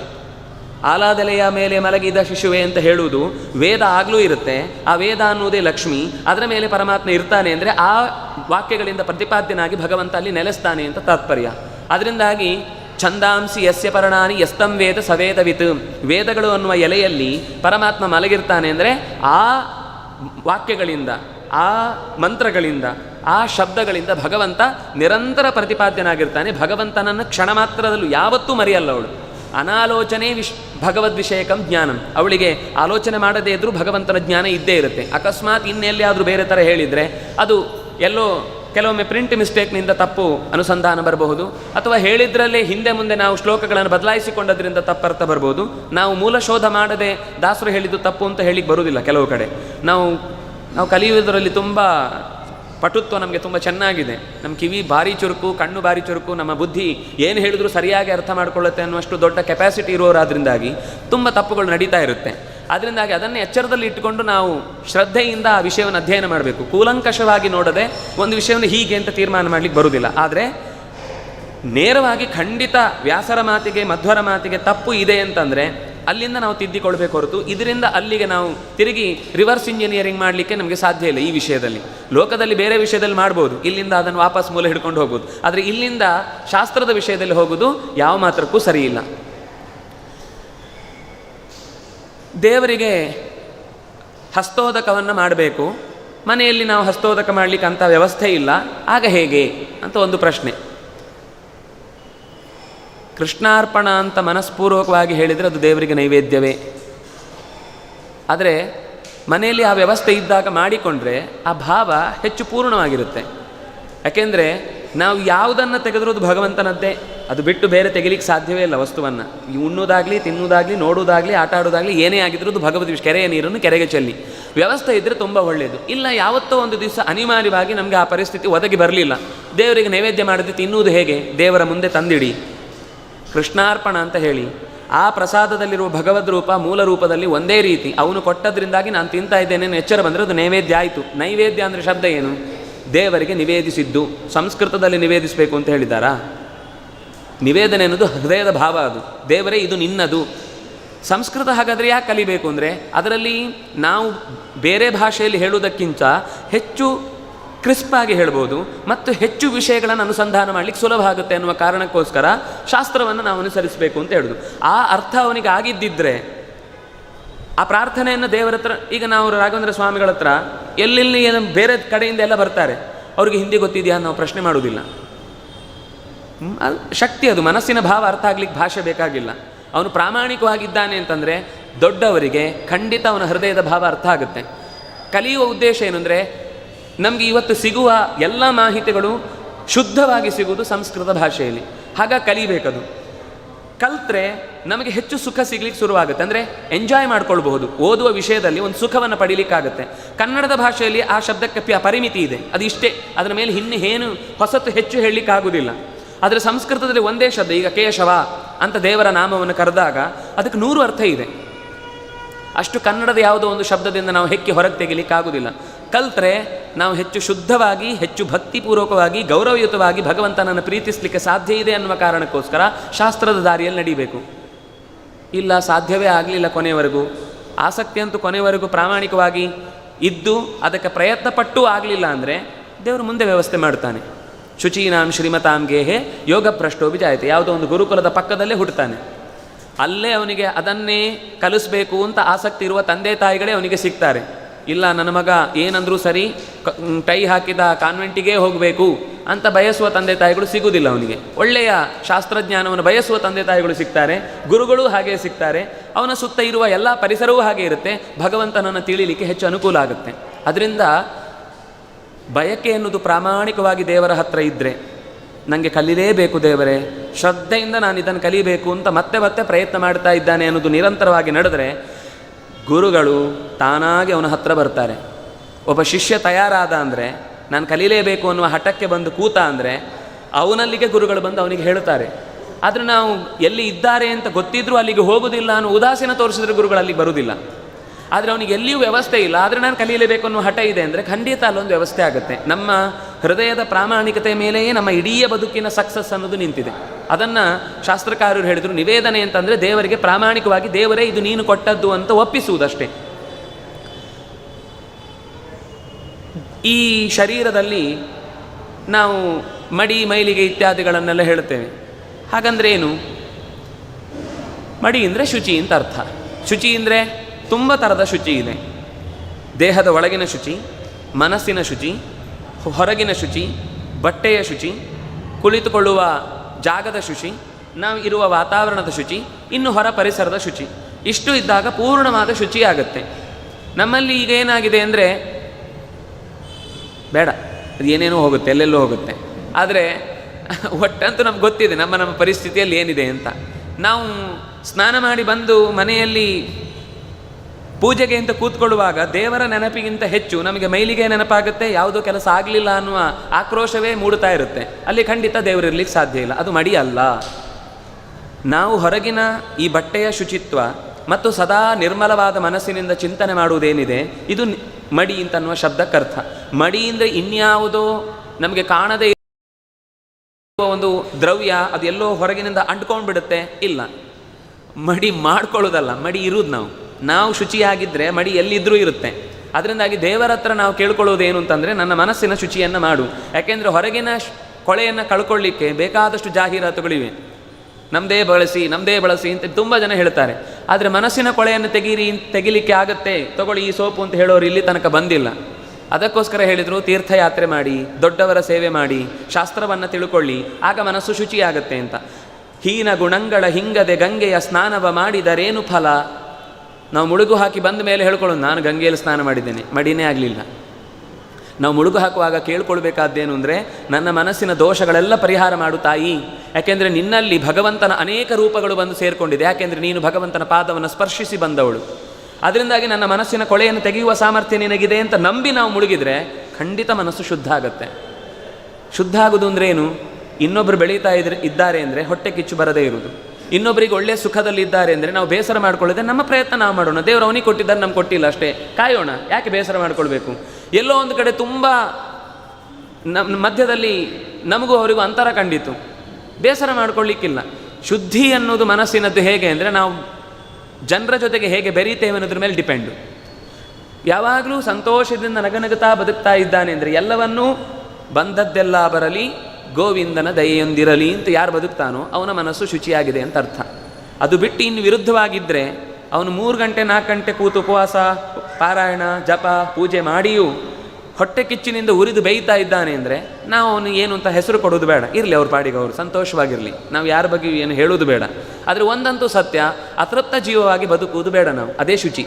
ತೃಪ್ತಿಯಿಂದ ಬದುಕುವುದೇನಿದೆ ಅದೇ ನಿಜವಾದ ಭಗವಂತನಿಗೆ ಪ್ರೀತಿಯಾಗುವಂತಹ ಕೆಲಸ. ಹಾಗೆ ಶರೀರದಲ್ಲಿ ಶುಚಿ ಅಂತ ಅನ್ನುವಂತಹದ್ದು ಬೇರೆ ಬೇರೆ ವಿಧಾನದಿಂದ ಪಡ್ಕೊಳ್ಳಿಕ್ಕಾಗತ್ತೆ. ತೀರ್ಥಕ್ಷೇತ್ರಗಳಿಗೆ ಪರ್ಯಟನೆ ಮಾಡಿ ಬಂದ ಮೇಲೆ ನಿಜವಾಗಿ ಶುಚಿ ಏನು ಅಂದರೆ, ಇನ್ನೂ ಒಂದು ಮುಖ್ಯವಾದ ಅಂಶ, ಅಷ್ಟೂ ಪ್ರತೀಕಗಳಲ್ಲಿ ಕಂಡ ರೂಪವನ್ನು ನಾವು ನಮ್ಮ ಮನೆಯಲ್ಲಿ ಪೂಜೆ ಮಾಡುವಂತಹ ಪ್ರತಿಮೆಯಲ್ಲೋ ಶಾಲಗ್ರಾಮದಲ್ಲೋ ಪಾದದಲ್ಲೋ ಏನೋ ಯಾವ ರೂಪದಲ್ಲೋ ಅದೇ ರೂಪ ಇಲ್ಲಿ ಇದೆ ಅಂತ ಎಚ್ಚರ ಬರಬೇಕು. ಅಂದರೆ ವ್ಯಾಪಿಸಿದ ಅಷ್ಟೂ ರೂಪ ಒಂದೇ, ಅದು ಬೇರೆ ಬೇರೆ ಅಲ್ಲ. ಅದೇ ರೂಪ ನನ್ನ ಹೃದಯದಲ್ಲೂ ಇದೆ ಅಂತ ಪೂರ್ಣ ಆದರೆ ಪೂಜೆ ಪೂರ್ಣ ಆಯಿತು. ಮಾನಸಿಕವಾದ ಶುಚಿ, ದೈಹಿಕವಾದ ಶುಚಿ, ವಸ್ತ್ರ ಬಟ್ಟೆಗಳನ್ನು ಉಟ್ಟುಕೊಳ್ಳುವ ಶುಚಿ, ನಾವು ಕುಳಿತುಕೊಳ್ಳುವ ಜಾಗದಲ್ಲಿ ಆದಷ್ಟು ಜಪ ಎಲ್ಲಿಯೂ ಮಾಡ್ಬೋದು ಅಂತ ಹೇಳಿ ನಾವು ಮಲಗುವ ಹಾಸಿಗೆ ಮೇಲೆ ಕೂತು ಮಾಡಲಿಕ್ಕಾಗಲ್ಲ. ಯಾಕಾಗಲ್ಲ ಅಂದರೆ ಅಲ್ಲಿ ಅದು ಯಾಕೆ ಮೈಲಿಗೆ? ಅದೊಂದು ಪ್ರಶ್ನೆ ನಮಗೆ. ನಾವು ಅಲ್ಲೂ ಶುದ್ಧವಾಗಿ ತುಂಬ ಧ್ಯಾನ ಮಾಡಿ ಮಾಡ್ತೇವೆ, ನಾವು ಆಗಬಾರ್ದು ಯಾಕೆ? ನಾವು ಎಲ್ಲಿದ್ದರೂ ಮಡಿ, ನಮ್ಗೆ ಹೇಳಿಬಿಟ್ಟಿದ್ದಾರೆ ಯಾರು, ಮನಸ್ಸು ಶುದ್ಧ ಆಗಿದ್ರೆ ಆಗೋಯ್ತು. ಕೆಲವೊಮ್ಮೆ ವಿತಾಂಡ ಮಾಡೋರ ಹತ್ರ ಮಾತಾಡೋದು ಭಾರಿ ಕಷ್ಟ. ಆದರೆ ಮೈಲಿಗೆ ಯಾಕೆ ಅಂದರೆ ನಾವು ಮಲಗಿದ ಜಾಗದಲ್ಲಿ ನಿದ್ದೆ ಮಾಡ್ತೇವಲ್ವ, ಆ ನಿದ್ದೆ ಎನ್ನುವುದೇ ಮೈಲಿಗೆ. ಯಾಕೆಂದರೆ ನಮ್ಮ ಇಂದ್ರಿಯಗಳನ್ನೆಲ್ಲ ಮರೆತು ದೇವರ ಎಚ್ಚರ ಇಲ್ಲದೆ ನಾವು ಬಿದ್ದಿರ್ತೇವಲ್ವ, ಯಾವಾಗ ದೇವರ ಎಚ್ಚರ ತಪ್ಪಿತು ಅದು ಮೈಲಿಗೆ. ನಿದ್ದೆಯಲ್ಲಿ ನಾವು ದೇವರ ಎಚ್ಚರ ತಪ್ಪಿರ್ತೇವೆ, ಎಚ್ಚರ ಆದಮೇಲೂ ಎಚ್ಚರ ತಪ್ಪಿರ್ತೇವೆ, ಅದು ನಿತ್ಯ ಮೈಲಿಗೆ, ಅದು ಬೇರೆ. ಆದರೆ ನಿದ್ದೆ ಯಾಕೆ ಮೈಲಿಗೆ ಅಂದರೆ ಅಲ್ಲಿ ನಮ್ಮ ಇಂದ್ರಿಯಗಳೆಲ್ಲವೂ ನಮ್ಮ ಕಂಟ್ರೋಲು ತಪ್ಪಿ ನಾವು ಯಾವುದನ್ನೂ ನೆನಪಿಟ್ಟುಕೊಳ್ಳೋ ದೇವರನ್ನು ಮರ್ತಿರ್ತೇವೆ, ಅದರಿಂದ ಅದು ಮೈಲಿಗೆ. ಎದ್ದ ಮೇಲೂ ಅದೇ ಒಂದು ಭಾವ, ಅಲ್ಲಿ ಕೂತ ತಕ್ಷಣ ಬೇಗ ನಿದ್ದೆ ಬರುತ್ತೆ. ನೀವು ಓದ್ಕೊಳ್ಳಿಕ್ಕೆ ಅಲ್ಲಿ ಕೂತರೂ ಉಪಯೋಗ ಇಲ್ಲ. ಅದರಿಂದಾಗಿ ಅಲ್ಲಿ ಆ ಒಂದು ವಾತಾವರಣವೇ ಹೆಚ್ಚು ಇರುತ್ತೆ, ಅದರಿಂದ ಅದನ್ನು ಮೈಲಿಗೆ ಅಂದರು. ದೇವರ ಮನೆಯಲ್ಲಿ ನಾವು ನಿತ್ಯ ಜಪ ಮಾಡಿ ಮಾಡಿ ಮಾಡಿ ಮಾಡಿ ಒಂದು ವಾತಾವರಣ ಕ್ರಿಯೇಟ್ ಆಗಿರುತ್ತೆ, ಒಂದು ವೈಬ್ರೇಷನ್ ಇರುತ್ತೆ. ಅಲ್ಲಿ ಮಂತ್ರಗಳ ಉಚ್ಚಾರಣೆಯಿಂದ ಶಕ್ತಿ ಹುಟ್ಟತ್ತೆ, ಮಂತ್ರಗಳನ್ನು ಮನಸ್ಸಿನಲ್ಲಿ ಧಾರಣೆ ಮಾಡುವುದರಿಂದ ಮನಸ್ಸಿನಲ್ಲಿ ಏಕಾಗ್ರತೆ ಹುಟ್ಟತ್ತೆ. ಆ ಪರಿಸರದಲ್ಲೂ ಅದೇ ಥರದ ಶಂಖವನ್ನು ಓದುವುದು, ಗಂಟೆಯನ್ನು ಬಾರಿಸುವುದು, ಗಂಟಾವಣೆಯನ್ನು ನುಡಿಸುವುದು, ವೇದ ಮಂತ್ರವನ್ನು ಗಟ್ಟಿಯಾಗಿ ಹೇಳುವುದು, ಪಾರಾಯಣ ಮಾಡುವುದು, ಇದೆಲ್ಲದರಿಂದಾಗಿ ಮನೆ ಶುದ್ಧ ಆಗುತ್ತೆ. ಅದರಿಂದಾಗಿ ಪಾಪಗಳು ದೂರ ಆಗುತ್ತೆ. ಜಪ ಮಾಡುವಾಗ ಯಾವಾಗಲೂ ಉಪಾಂಶು ಮನಸ್ಸಿನಲ್ಲಿ ಮಾಡಬೇಕು. ಮನಸ್ಸಿನಲ್ಲಿ ಅಂದರೆ ಬಾಯಿ ಮುಚ್ಚಿ ಅಲ್ಲ, ಬಾಯಿ ಅಲ್ಲಾಡ್ತಾ ಇರಬೇಕು, ಆದರೆ ಆ ದನಿ ನಮಗೆ ಮಾತ್ರ ಕೇಳ್ತಾ ಇರಬೇಕು. ಆದರೆ ಪಾರಾಯಣ ಮಾಡುವುದು ನಮ್ಮ ಎಲ್ಲರ ಉದ್ದೇಶದಿಂದ ಆದ್ರಿಂದ ಅದನ್ನು ಗಟ್ಟಿ ಹೇಳಬೇಕು. ಜಪವನ್ನು ಮಾಡುವಾಗ ಉಪಾಂಶು ಬಾಯಿ ತುಟಿ ಸ್ಪಂದ ಆಗ್ತಾ ಇರುತ್ತೆ, ಆದರೆ ಶಬ್ದ ಕೇಳಿಸಬಾರ್ದು. ಆದರೆ ಪಾರಾಯಣ ಮಾಡುವಾಗ ನಾವು ಪಾರಾಯಣ ವಿಷ್ಣು ಸಹಸ್ರನಾಮ ಮನಸ್ಸಲ್ಲೇ ಮಾಡ್ತೇವೆ, ನಾವು ಮಾಡಬಹುದು, ತಪ್ಪಲ್ಲ, ಆದರೆ ಉಪಯೋಗ ಪೂರ್ತಿ ಆಗೋದಿಲ್ಲ. ಗಟ್ಟಿ ಹೇಳಿದಾಗ ನೀವು ಎಲ್ಲಿ ತಪ್ಪಿದ್ದೀರಿ ಅಂತ ಗೊತ್ತಾಗುತ್ತೆ. ಮೆತ್ತಗೆ ಒಳಗೊಳಗೆ ಹೇಳ್ಕೊಳ್ತಾ ಇದ್ದರೆ ಅರ್ಧ ಗಂಟೆ ಆದರೂ ವಿಷ್ಣು ಸಹಸ್ರ ಮುಗಿಯಲ್ಲ, ಸುತ್ತೊಡಿತಾನೇ ಇರುತ್ತೆ, ಎಲ್ಲಿ ಹೋದರೂ ಮುಗಿಸ್ಲಿಕ್ಕಾಗೋದಿಲ್ಲ. ಅದರಿಂದಾಗಿ ಗಟ್ಟಿ ಹೇಳ್ತಾ ಇದ್ದರೆ ಇನ್ನೊಬ್ಬರಿಗೂ ನಾವು ತಪ್ಪು ಹೇಳ್ತಾ ಇದ್ದರೆ ತಿದ್ಲಿಕ್ಕೆ ಅವ್ರಿಗೆ ಅವಕಾಶ ಇರುತ್ತೆ. ಎರಡನೇದು, ಆ ಶಬ್ದವನ್ನು ಎಲ್ಲಿಯ ತನಕ ಮನೆ ಪಡೆಯುತ್ತೋ ಆ ಮನೆಯ ಜಾಗ ಎಲ್ಲ ಶುದ್ಧ ಆಗುತ್ತೆ. ಅಂದರೆ ಮಂತ್ರಕ್ಕೆ ಅಷ್ಟು ಶಕ್ತಿ ಇದೆ. ಇವತ್ತು ಇದರ ಬಗ್ಗೆ ತುಂಬ ಪ್ರಯೋಗಗಳನ್ನು ಮಾಡಿದ್ದಾರೆ. ನಮಗೆ ಜಪಾನಿನಲ್ಲಿ ಒಬ್ಬರು ಆಯುರ್ವೇದ ತಜ್ಞರು ಕೃಷ್ಣ ಭಟ್ ಅಂತ, ಅದು ಲೇಖನವೂ ಬಂದಿದೆ ಅವರದ್ದು, ಅವರು ಅದರ ಪ್ರಯೋಗವನ್ನು ಮಾಡಿದ್ದಾರೆ. 2 ಅಂದರೆ ಗಾಜಿನ ಪಾತ್ರೆಗಳಲ್ಲಿ ಸ್ಫಟಿಕದ ಮಣಿಯನ್ನು ಹಾಕಿಟ್ಟು, ಶುದ್ಧವಾದ ಮಿನರಲ್ ವಾಟರ್, ಅದರಲ್ಲಿ ಸ್ಫಟಿಕದ ಮಣಿಯನ್ನು ಹಾಕಿಟ್ಟು 2 ಬೇರೆ ಬೇರೆ ಕೋಣೆಗಳಲ್ಲಿ ಅದನ್ನು ಎಲ್ಲ ಕ್ಲೀನ್ ಮಾಡಿ, ಏನೂ ಇಲ್ಲ, ಆ ಪಾತ್ರೆ ಬಿಟ್ಟರೆ ಇನ್ನೇನು ಇರಬಾರ್ದು ಅಂತಹ ವ್ಯವಸ್ಥೆ ಮಾಡಿ ಎಲ್ಲ ಕ್ಲೀನ್ ಮಾಡಿಟ್ಟು, ಅದರಲ್ಲಿ ತುಂಬ ಒಬ್ಬ ವಿಕೃತವಾದ ಮನಸ್ಸು, ಎಲ್ಲವನ್ನೂ ಕಂಡ್ರೆ ದ್ವೇಷಿಸುವಂತಹ ಒಬ್ಬ ವ್ಯಕ್ತಿಯನ್ನು ಆ ಕೋಣೆಯೊಳಗೆ ಬಿಟ್ಟು, ನಿನಗೇನೇನು ಬೈಯುವ ಶಬ್ದಗಳು ಗೊತ್ತಿದೆ ಅಥವಾ ನಿನಗೆ ಬೇಸರ ಇದೆ, ಬೇಜಾರಿದೆ, ಅದನ್ನೆಲ್ಲ ಈ ಪಾತ್ರೆಯ ಮುಂದೆ ಕೂತ್ಕೊಂಡು ಹೇಳು. ಇನ್ನೊಬ್ಬ ತುಂಬ ಸಾತ್ವಿಕ, ಅವನನ್ನು ಕೂಡಿಸಿ ನಿನಗೇನೇನು ಒಳ್ಳೆಯ ಮಾತುಗಳು, ಅವರಿಬ್ಬರು ಕೂಡ ಯಾರು ವೇದಮಂತ್ರ ಓದ್ದವರು ಶಾಸ್ತ್ರಜ್ಞಾನಿಗಳು ಯಾರಲ್ಲ, ಅವರೆಲ್ಲೋ ಜಪಾನ್ನಲ್ಲಿ ಮಾಡಿದ್ದದು, ಅವರಿಗೆ ನಿನಗೆ ಒಳ್ಳೆಯ ಭಾವನೆಗಳೇನಿದೆ ಅದನ್ನೆಲ್ಲ ಇದರ ಮುಂದೆ ಹೇಳಿಕೋ ಅಂತ ವ್ಯವಸ್ಥೆ ಮಾಡಿದರು. ಒಂದು ದಿವಸ ಆದಮೇಲೆ ಅದನ್ನು ಪ್ರಯೋಗಶಾಲೆಯಲ್ಲಿ ತಂದಾಗ ಯಾವುದರಲ್ಲಿ ತುಂಬ ಬೈಗುಳ ಕೇಳಿದ ಸ್ಫಟಿಕದ ಮಣಿ ಇತ್ತು, ಅದರ ಪ್ರಭೆ ಕಮ್ಮಿಯಾಗಿತ್ತು. ಯಾವುದರಲ್ಲಿ ಚೆನ್ನಾದ ಮಾತು ಕೇಳಿ ಆ ಕೋಣೆಯಲ್ಲಿ ಅದನ್ನು ಒಬ್ಬನ ಒಳ್ಳೆಯ ಮಾತನ್ನು ಕೇಳಿಸಿಕೊಂಡ ಸ್ಫಟಿಕ ಮಣಿ ಇತ್ತು, ಅದರಲ್ಲಿ ಪ್ರಭೆ ಜಾಸ್ತಿ ಆಗಿತ್ತು. ಇದನ್ನು ಅವರು ಸೂಕ್ಷ್ಮವಾಗಿ, ನಾವು ಈ ಕಣ್ಣಿನಿಂದ ನೋಡಿದರೆ ಗೊತ್ತಾಗದೇ ಇರ್ಬೋದು, ಆದರೆ ಅದರ ಪ್ರಭಾವವನ್ನು ಅವರು ಗುರುತಿಸಿದ್ದಿದೆ. ಪುಣೆಯಲ್ಲಿ ವಿಷ್ಣು ಸಹಸ್ರನಾಮದ ಬಗ್ಗೆ ತುಂಬ ದೊಡ್ಡ ರಿಸರ್ಚ್ ಆಗಿತ್ತು. ಅವರು ಹೇಳಿದರು, ನಾವು ಇವತ್ತು ಬಳಸುವಂತಹ ವೇದಮಂತ್ರ ಬಿಟ್ಟು ಲೋಕದಲ್ಲಿ ಬೇರೆ ಸ್ತೋತ್ರಗಳು ಸಾಹಿತ್ಯ ಏನಿದೆ ಅದೆಲ್ಲದಕ್ಕಿಂತಲೂ ಹೆಚ್ಚು ಎನರ್ಜಿ ಕ್ರಿಯೇಟ್ ಆಗುತ್ತೆ ವಿಷ್ಣು ಸಹಸ್ರನಾಮದಿಂದ ಅಂತ. ಅದೇನು ಅವರೇನೋ ಹೇಳಿದರು, ನಂಗೆ ಆ ಯಂತ್ರದ ಬಗ್ಗೆ ಪರಿಚಯ ಇಲ್ಲ. ಆ ಯಂತ್ರದಿಂದ ಎಷ್ಟು ಶಕ್ತಿ ಆ ಪ್ರಕೃತಿಯಲ್ಲಿ ಹೊರಗೆ ಬರುತ್ತೆ, ಹೊರಗೆ ಪ್ರಕೃತಿ ಎಷ್ಟು ಸ್ವೀಕರಿಸುತ್ತೆ ಅದನ್ನು ಅಂತ ಎಲ್ಲ ಮಂತ್ರಗಳ ಪ್ರಯೋಗ ಮಾಡಿದಾಗ ವಿಷ್ಣು ಸಹಸ್ರನಾಮದಲ್ಲಿ ಬರುವಷ್ಟು ಆ ವಾತಾವರಣದ ಶುದ್ಧತೆ, ಅದರಿಂದ ಹೊಡೆಯುವಂತಹ ಪ್ರಕೃತಿಯ ಮೇಲಿನ ಪರಿಣಾಮ ಬೇರೆದರಲ್ಲಿ ನಮಗೆ ಕಾಣಲಿಕ್ಕೆ ಸಿಗಲಿಲ್ಲ. ಅದರಿಂದ ನಮಗೆ ಹೆಚ್ಚು ನಂಬಿಕೆ ಬಂತು ಅಂತ. ಅಂದರೆ ಅಷ್ಟರಿಂದ ಮಾತ್ರ ನಂಬಬೇಕು ಅಂತ ಅರ್ಥ ಅಲ್ಲ. ನಾನು ಹೇಳಿದ್ದು ಇದು ಯಾಕೆಂದರೆ ಇವತ್ತಿನ ಜನಾಂಗಕ್ಕೆ ನಾವೇನು ಹೇಳಿದ್ರು ನಮ್ಮ ಪ್ರಯೋಗಶಾಲೆಯ ಮಾತುಗಳನ್ನೇ ಹೇಳಬೇಕಾಗುತ್ತೆ. ಅಷ್ಟರಿಂದಾಗಿ ಅದಕ್ಕೆ ಪ್ರಾಮಾಣ್ಯ ಅಲ್ಲ. ಅದು ಇವರು ಹೇಳಿದ್ದಾರೆ ಅದನ್ನಾಗಿ ವಿಷ್ಣು ಸಹಸ್ರನಾಮ ದೊಡ್ಡದಾಗೋದಲ್ಲ. ಆದರೆ ವಿಷ್ಣು ಸಹಸ್ರನಾಮದಲ್ಲಿ ದೊಡ್ಡದಿದೆ ಅಂತ ಇವತ್ತಿನವರಿಗೆ ಭಾಷೆಯಲ್ಲಿ ಹಿಂದೆ ತಾರ್ಕಿಕವಾಗಿ ಹೇಳಬೇಕಿತ್ತು ಅನ್ನುವ ಹಾಗೆ ಇವತ್ತು ವೈಜ್ಞಾನಿಕವಾಗಿ ಹೇಳಬೇಕಿತ್ತು ಅನ್ನುವ ಕಾರಣಕ್ಕೋಸ್ಕರ ಈ ಮಾತು ಹೇಳಿದೆ. ಅಂತೂ ಹೀಗೆ ನಮ್ಮ ನಿತ್ಯದ ಬದುಕಿಗೆ ಹಿಂದಿನವರು ಏನೇನು ಕೊಟ್ಟು ಹೋಗಿದ್ದಾರೆ ಅದೆಲ್ಲವೂ ಕೂಡ ಒಂದರ್ಥದಲ್ಲಿ ಅತ್ಯಂತ ಅಪೂರ್ವ. ಬೆಳಗ್ಗೆ ಎದ್ದ ತಕ್ಷಣ ನಮಸ್ಕಾರ, ಭೂಮಿಯನ್ನು ಮುಟ್ಟಿ ನಮಸ್ಕಾರ ಮಾಡಿ ಎದ್ದು ಶೌಚವನ್ನು ಮುಗಿಸಿ ಸ್ನಾನ ಸಂಧ್ಯಾವಂದನೆ ಜಪಾದಿಗಳನ್ನು ಮಾಡಿ ಹಿರಿಯರಿಗೆ ನಮಸ್ಕಾರ ಮಾಡಿ ಆಮೇಲೆ ನಾವು ಹೊಟ್ಟೆಗೆ ಏನಾದರೂ ಸ್ವೀಕರಿಸಿ ನಮ್ಮ ನಿತ್ಯದ ಕರ್ತವ್ಯವನ್ನು ಮುಗಿಸಿ ಮಧ್ಯಾಹ್ನಕ್ಕೆ ಒಂದೊಂದು ವ್ಯವಸ್ಥೆ. ಮನೆಯಿಂದ ಹೊರಗೆ ಹೋಗುವಾಗ ಒಂದು ಶ್ಲೋಕ ಹೇಳ್ಕೊಳ್ಳಿ ಅಂದರು. ಎಲ್ಲೋ ನೀವು ಎಣ್ಣೆ ಸ್ನಾನ ಮಾಡ್ತಾ ಇದ್ದೀರಿ, ಅಭ್ಯಂಗ ಮಾಡ್ತಾ ಇದ್ದೀರಿ ಅಂದರೆ ಆಗ ಒಂದು ಶ್ಲೋಕ ಹೇಳ್ಕೊಳ್ಳಿ ಅಂದರು. ನಾವು ಯಾವುದೋ ಅಶ್ವತ್ಥ ಪ್ರದಕ್ಷಿಣೆ ಬರ್ತಾ ಇದ್ದೀವಿ ಅಂದರೆ ಅದಕ್ಕೊಂದು ಸ್ತೋತ್ರ ಹೇಳಿದು. ಬೇರೆ ಬೇರೆ ನೂರಾರು ದೇವತೆಗಳು ಸಿಕ್ಕಿದಾಗ ಆಯಾ ದೇವತೆಗಳಿಗೆ ಸಂಬಂಧಪಟ್ಟ ಸ್ತೋತ್ರಗಳನ್ನು ರಚಿಸಿಕೊಟ್ರು. ನಾವು ಯೋಚನೆ ಮಾಡಿದರೆ ಏನ್ರಿ ಬರೀ ಜೀವನ ಪೂರ್ತಿ ಶ್ಲೋಕನೇ ಆಗೋಗುತ್ತೆ ಅಂತ ನಮ್ಗೆ ಅನಿಸ್ಬೋದು ಮೊದಲ ಬಾರಿಗೆ ನೋಡಿದಾಗ. ಆದರೆ ಅದರ ಅರ್ಥ ತಿಳಿದಾಗ ಎಷ್ಟು ಪೂರ್ವಕವಾಗಿ ನಮಗೆ ನಮ್ಮ ಬದುಕನ್ನು ಕಟ್ಟಿಕೊಟ್ಟಿದ್ದಾರೆ. ನಮ್ಮ ದೇಶದಲ್ಲಿ ಯಾವತ್ತೂ ಕೌನ್ಸಿಲಿಂಗ್ ಹೋಗೋದು ಅಂತ ಅನ್ನುವ ಸಂಪ್ರದಾಯವೇ ಇರಲಿಲ್ಲ. ಆದರೆ ಇತ್ತೀಚೆಗೆ ನೋಡಿ ಪ್ರತಿಯೊಂದಕ್ಕೂ ಏನೇ ಆದರೂ ಕೂಡ ಇವನಿಗೆ ಏನೋ ತೊಂದರೆ ಆಗಿದೆ ಕೌನ್ಸಿಲಿಂಗ್ ಕಳಿಸಿ. ಈ SLC ಆಗಿ ಅವನು PUC ಹೋಗಬೇಕು ಅಂದರೆ ಕೌನ್ಸಿಲಿಂಗ್. ಇನ್ನು ವಿದೇಶದಲ್ಲಂತೂ ಅವರು ವಾರಕ್ಕೊಂದು ಸರ್ತಿ ಅಲ್ಲಿ ಹೋಗಿ ಆ ರಿಪೋರ್ಟ್ ತೋರಿಸಿದರೆ ಮಾತ್ರ ಆ ಕೆಲಸದಲ್ಲಿ ಅವರು ಮುಂದುವರಿಬಹುದು. ಇಲ್ಲಾಂದರೆ ಅವರನ್ನು ಮಧ್ಯದಲ್ಲಿ ಸ್ಥಗನಗೊಳಿಸ್ತಾರೆ ಸರ್ಕಾರಿ ಕೆಲಸದಲ್ಲಿದ್ದರೂ ಕೂಡ. ಅಂದರೆ ಅಷ್ಟು ಮಾನಸಿಕವಾಗಿ ದುರ್ಬಲರಾಗ್ತಾ ಇದ್ದೇವೆ ಅನ್ನೋದಕ್ಕೆ ಕಾರಣ ಏನು ಅಂದರೆ ಜ್ಞೇಯಂ ಪಾಠ್ಯಂಚ ತದ್ವಯಂ. ಆಚಾರ್ಯರು ಹೇಳಿದ್ದು ಮೂಗಿದ್ದವರೆಲ್ಲ ಪ್ರಾಣಾಯಾಮ ಮಾಡ್ಬೋದು. ಕೆಲವ್ರದ್ದು ಪ್ರಶ್ನೆ, ಪ್ರಾಣಾಯಾಮ ನಾವು ಮಾಡ್ಬೋದಾ? ಮೂಗಿದೆಯಾ ಮಾಡಿ. ಪ್ರಾಣಾಯಾಮ ಅಂದರೆ ಅರ್ಥ ಗೊತ್ತಿದ್ದರೆ ಮಾಡ್ಬೋದು. ಪ್ರಾಣಾಯಾಮ ಅಂದರೆ ಪ್ರಾಣದ ಆಯಾಮ. ಆಯಾಮ ಅಂದರೆ ಸರಿಯಾದ ಕ್ರಮದಲ್ಲಿ ಉಸಿರಾಡುವುದು. ನಾವು ಯಾವಾಗಲೂ ಹೀಗೆ ಕೂತಿರ್ತೇವೆ. ಅದರಿಂದಾಗಿ ನಮ್ಮ ಪುಪ್ಪಸದಲ್ಲಿ ಒಳಗೆ ಹೋದ ಗಾಳಿ ಪೂರ್ತಿ ತುಂಬಿಕೊಳ್ಳಿಕ್ಕೆ ಅವಕಾಶ ಇಲ್ಲ. ಅದರಿಂದಾಗಿ ಒಳಗೆ ತುಂಬಿದ ಇಂಗಾಲದ ಡೈಆಕ್ಸೈಡ್ ಹಾಗೇ ಇರುತ್ತೆ. ಅದು ಸ್ವಲ್ಪ ಹೊತ್ತು ಹಾಗೆ ಹಾಗೆ ಹಾಗೆ ಸ್ವಲ್ಪ ಸುಸ್ತಾಗುತ್ತೆ. ಆಗ ಮನಸ್ಸಿನಿಂದ ಸಂಕೇತ ಬರುತ್ತೆ, ಒಂದು ಸರ್ತಿ ದೊಡ್ಡದಾಗಿ ಬಾಯಿ ತೆಗಿ ಅಂತ. ಆಗ ಆಕಳಿಕೆ ಶುರುವಾಗುತ್ತೆ. ಅದು ಒಂದು ಸರ್ತಿ ಅಷ್ಟು ಆಮ್ಲಜನಕವನ್ನು ಒಳಗೆ ತೆಗೆದುಕೊಂಡು ಆಮೇಲೆ ಒಳಗಿನ ಬೇಡವಾದ ಗಾಳಿಯನ್ನು ಹೊರಕ್ಕೆ ಬಿಟ್ಟು ಮತ್ತೆ ಸ್ವಲ್ಪ ಹೊತ್ತು ಫ್ರೆಶ್ ಆಗುತ್ತೆ. ಅಂದರೆ ನಮ್ಮ ದೇಹ ಫ್ರೆಶ್ ಆಗಲಿಕ್ಕೆ ದೇವರು ಒಳಗೆ ನಮಗೆ ಗೊತ್ತಿಲ್ಲದೆ ಮಾಡಿದ ವ್ಯವಸ್ಥೆ ನೋಡಿ ಆಕಳಿಕೆ ಅನ್ನೋದು. ನಾವು ಅಂದ್ಕೊಳ್ತೇವೆ ಅದೇ ನಿದ್ದೆ ಬರುವಾಗ ಒಂದು ಬರುತ್ತೆ, ಅದು ಬಿಟ್ಟು ಪಾಠ ಕೂತಾಗಲೂ ಇನ್ನೇನೋ ನಾವು ಬೇರೆ ಕೆಲಸ ಮಾಡುವಾಗಲೂ ಪ್ರವಚನ ಕೇಳಿದಾಗಲೂ ಬಾಯಿ ತೆಗಿತೇವೆ ಅಂದರೆ ನಾವು ಕೂತ ರೀತಿ ಸರಿ ಇಲ್ಲ ಅಂತ ಅರ್ಥ. ಅದೇ ಪ್ರಾಣಾಯಾಮ. ಪ್ರಾಣಾಯಾಮದಲ್ಲಿ ನೂರಾರು ವಿಧ ಇದೆ, ಒಂದೆರಡು ವಿಧ ಅಲ್ಲ. ಇವತ್ತು ಈ ದೇಶದಲ್ಲಿ ಅಕಸ್ಮಾತ್ ಇನ್ನೂ ಒಂದು ಸ್ವಲ್ಪ ಪ್ರಾಣಾಯಾಮದ ಎಚ್ಚರ ಇದೆ ಅಂದರೆ ರಾಮದೇವ್ ಅವರನ್ನು ನಾವು ನೆನಪಿಸ್ಕೊಳ್ಬೇಕು ಈ ವಿಷಯಕ್ಕೆ. ಅವರ ಆ ಯೋಚನೆಯಿಂದ ಇವತ್ತು ಜಗತ್ತಿಡೀ ಯೋಗ ಡೇಯನ್ನು ಆಚರಿಸುವ ಹಾಗಾಯಿತು. ಯೋಗ ಎಲ್ಲ ಸರಿ ಇದೆ ಅಂತಲ್ಲ, ಇವತ್ತು ಆಸನ ಮಾಡುವುದನ್ನೇ ಯೋಗ ಅಂತ ಅಂದ್ಕೊಂಡ್ಬಿಟ್ಟಿದ್ದೇವೆ. ಅದು ಬೇರೆ ಇದು ಬೇರೆ, ಅದು ಪೂರ್ವ ಸಿದ್ಧತೆ ಅಷ್ಟೇ. ಆದರೆ ಆ ಪ್ರಾಣಾಯಾಮ ಅನ್ನೋದೇನು ಅಂದರೆ ನಮ್ಮ ಮನಸ್ಸನ್ನು ಸ್ಥಿರವಾಗಿಡಲಿಕ್ಕೆ ಪೂರ್ಣ ಸಹಕಾರ ನೀಡುತ್ತೆ.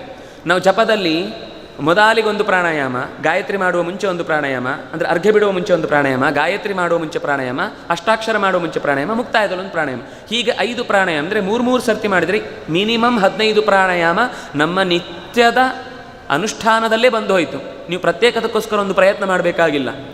ನಾವು ಜಪ ಮಾಡುವಾಗ ಎದ್ದು ನಿಂತು ದಿಂಗ್ ನಮಸ್ಕಾರ ಮಾಡಿ ಕಿವಿ ಮುಟ್ಟಿ ನಮಸ್ಕಾರ ಮಾಡುವಾಗ ನಮಗೀಗ ಕಾಲು ಬೆಂಡಾಗುತ್ತೆ. ನಾವು ಅಷ್ಟು ಹೊತ್ತು ಕೂತದ್ರ ಒಂದು ರಿಲ್ಯಾಕ್ಸೇಷನ್ ಅದು ದೇಹಕ್ಕೆ. ಎದ್ದು ಗೌರವಿಸುವುದು ಒಂದಾದರೆ ದೇಹಕ್ಕೆ ಅಲ್ಲಿಯ ತನಕ ನಾವು ಕೊಟ್ಟಂತಹ ಒಂದು ಶ್ರಮದ ಜಪದ ಕೆಲಸದಲ್ಲಿ ಅಕಸ್ಮಾತ್ ದೇಹಕ್ಕೆ ಆಯಾಸ ಆಗಿದ್ರೆ ಅದು ನಿಂತಾಗ ಒಂದು ಸರ್ತಿ ಒಮ್ಮೆ ಅಯ್ಯಮ್ಮ ಆಗುತ್ತೆ. ಆಗ ಎಲ್ಲ ಮೈ ಮುರಿ ತೆಗೆಯುವುದೆಲ್ಲ ನಡೆದೋಗುತ್ತೆ ಗೊತ್ತಿಲ್ಲದೆ. ಆದರೆ ಅದು ಬೇಕು. ಅಂದರೆ ನಮ್ಮ ನಿತ್ಯದ ಕ್ರಿಯೆಯಲ್ಲೇ, ಅಂದರೆ ಹಿಂದೆ ಎಲ್ಲ ಏನು ರುಬ್ಬುತ್ತಾ ಇದ್ರು, ನೆಲ ಒರೆಸ್ತಾ ಇದ್ರು, ಬಟ್ಟೆ ಹಿಡಿದು ನೆಲಕ್ಕೆ ಸಾರಿಸಿ. ಇವತ್ತು ನಾವು ಅದಕ್ಕೆಲ್ಲ ಮಿಷಿನ್ಗಳನ್ನು ಬಳಸಿದ್ವಿ. ಅದರಿಂದ ಅನಿವಾರ್ಯವಾಗಿ ಒಂದು ಜಿಮ್ಮಿಗೆ ಹೋಗಬೇಕಾದ ಅನಿವಾರ್ಯತೆ ಬಂತು. ನೀರು ಎಳಿತಾ ಇದ್ವಿ, 2 ತೋಳುಗಳಲ್ಲಿ ಆರಾಮವಾಗಿ ಶಕ್ತಿ ಸಂಚಯ ಆಗ್ತಾ ಇತ್ತು, ಚೆನ್ನಾಗಿ ಮುಡ್ತಾ ಇತ್ತು, ದೇಹ ಆರೋಗ್ಯದಲ್ಲಿ ಇರ್ತಿತ್ತು. ಮನೆಯ ಕೆಲಸವನ್ನು ನಾವೇ ಮಾಡ್ತಾ ಇದ್ವಿ, ಕೆಲಸದವ್ರು ಬೇಕಾಗಿರಲಿಲ್ಲ. ಇವತ್ತು ಎಲ್ಲ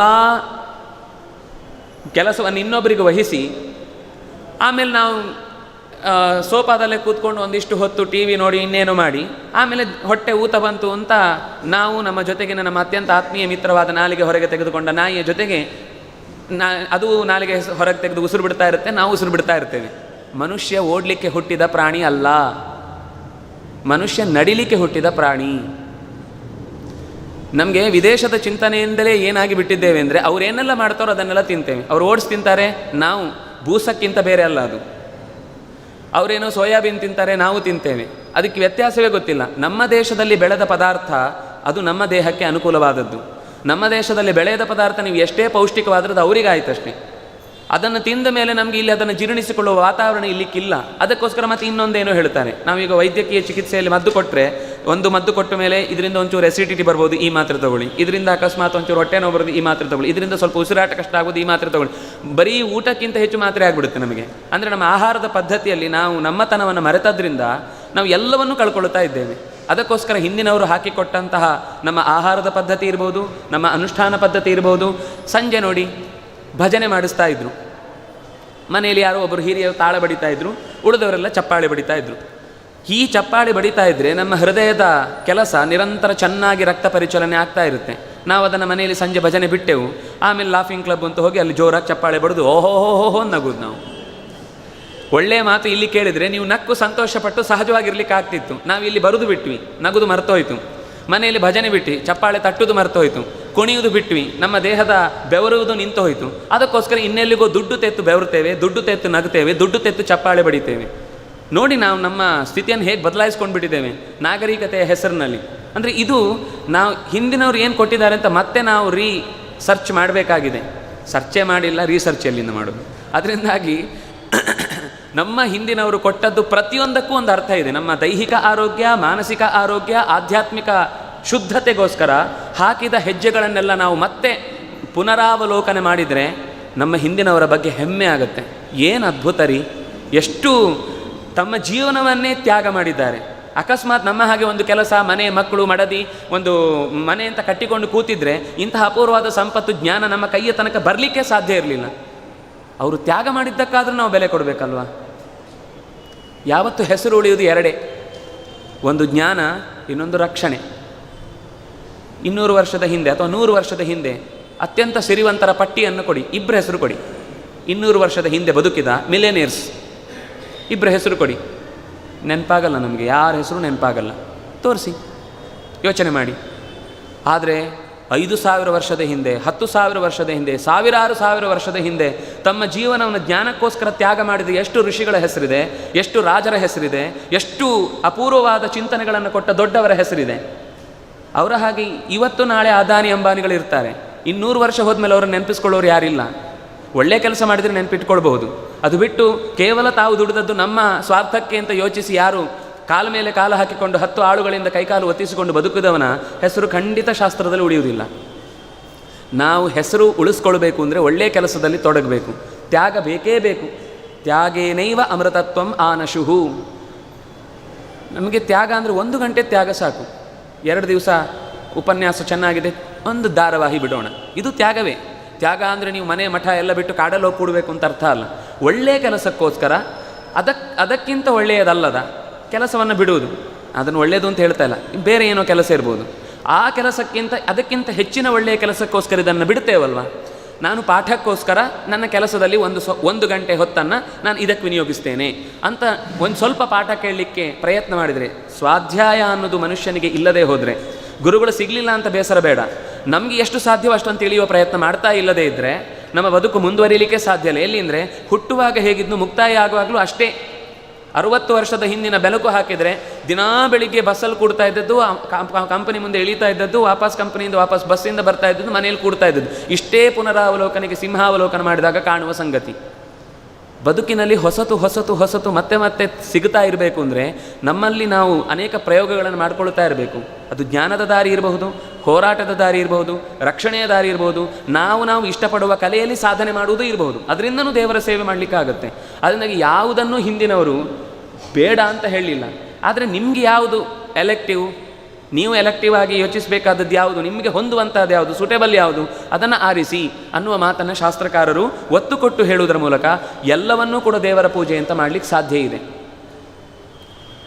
ಇನ್ಯಾರದಾದರೂ ಪ್ರಶ್ನೆ ಇದ್ದರೆ ಕೇಳಬಹುದು, ಇಲ್ಲಾಂದರೆ ನಾನು ಮುಕ್ತಾಯ ಮಾಡ್ತೇನೆ.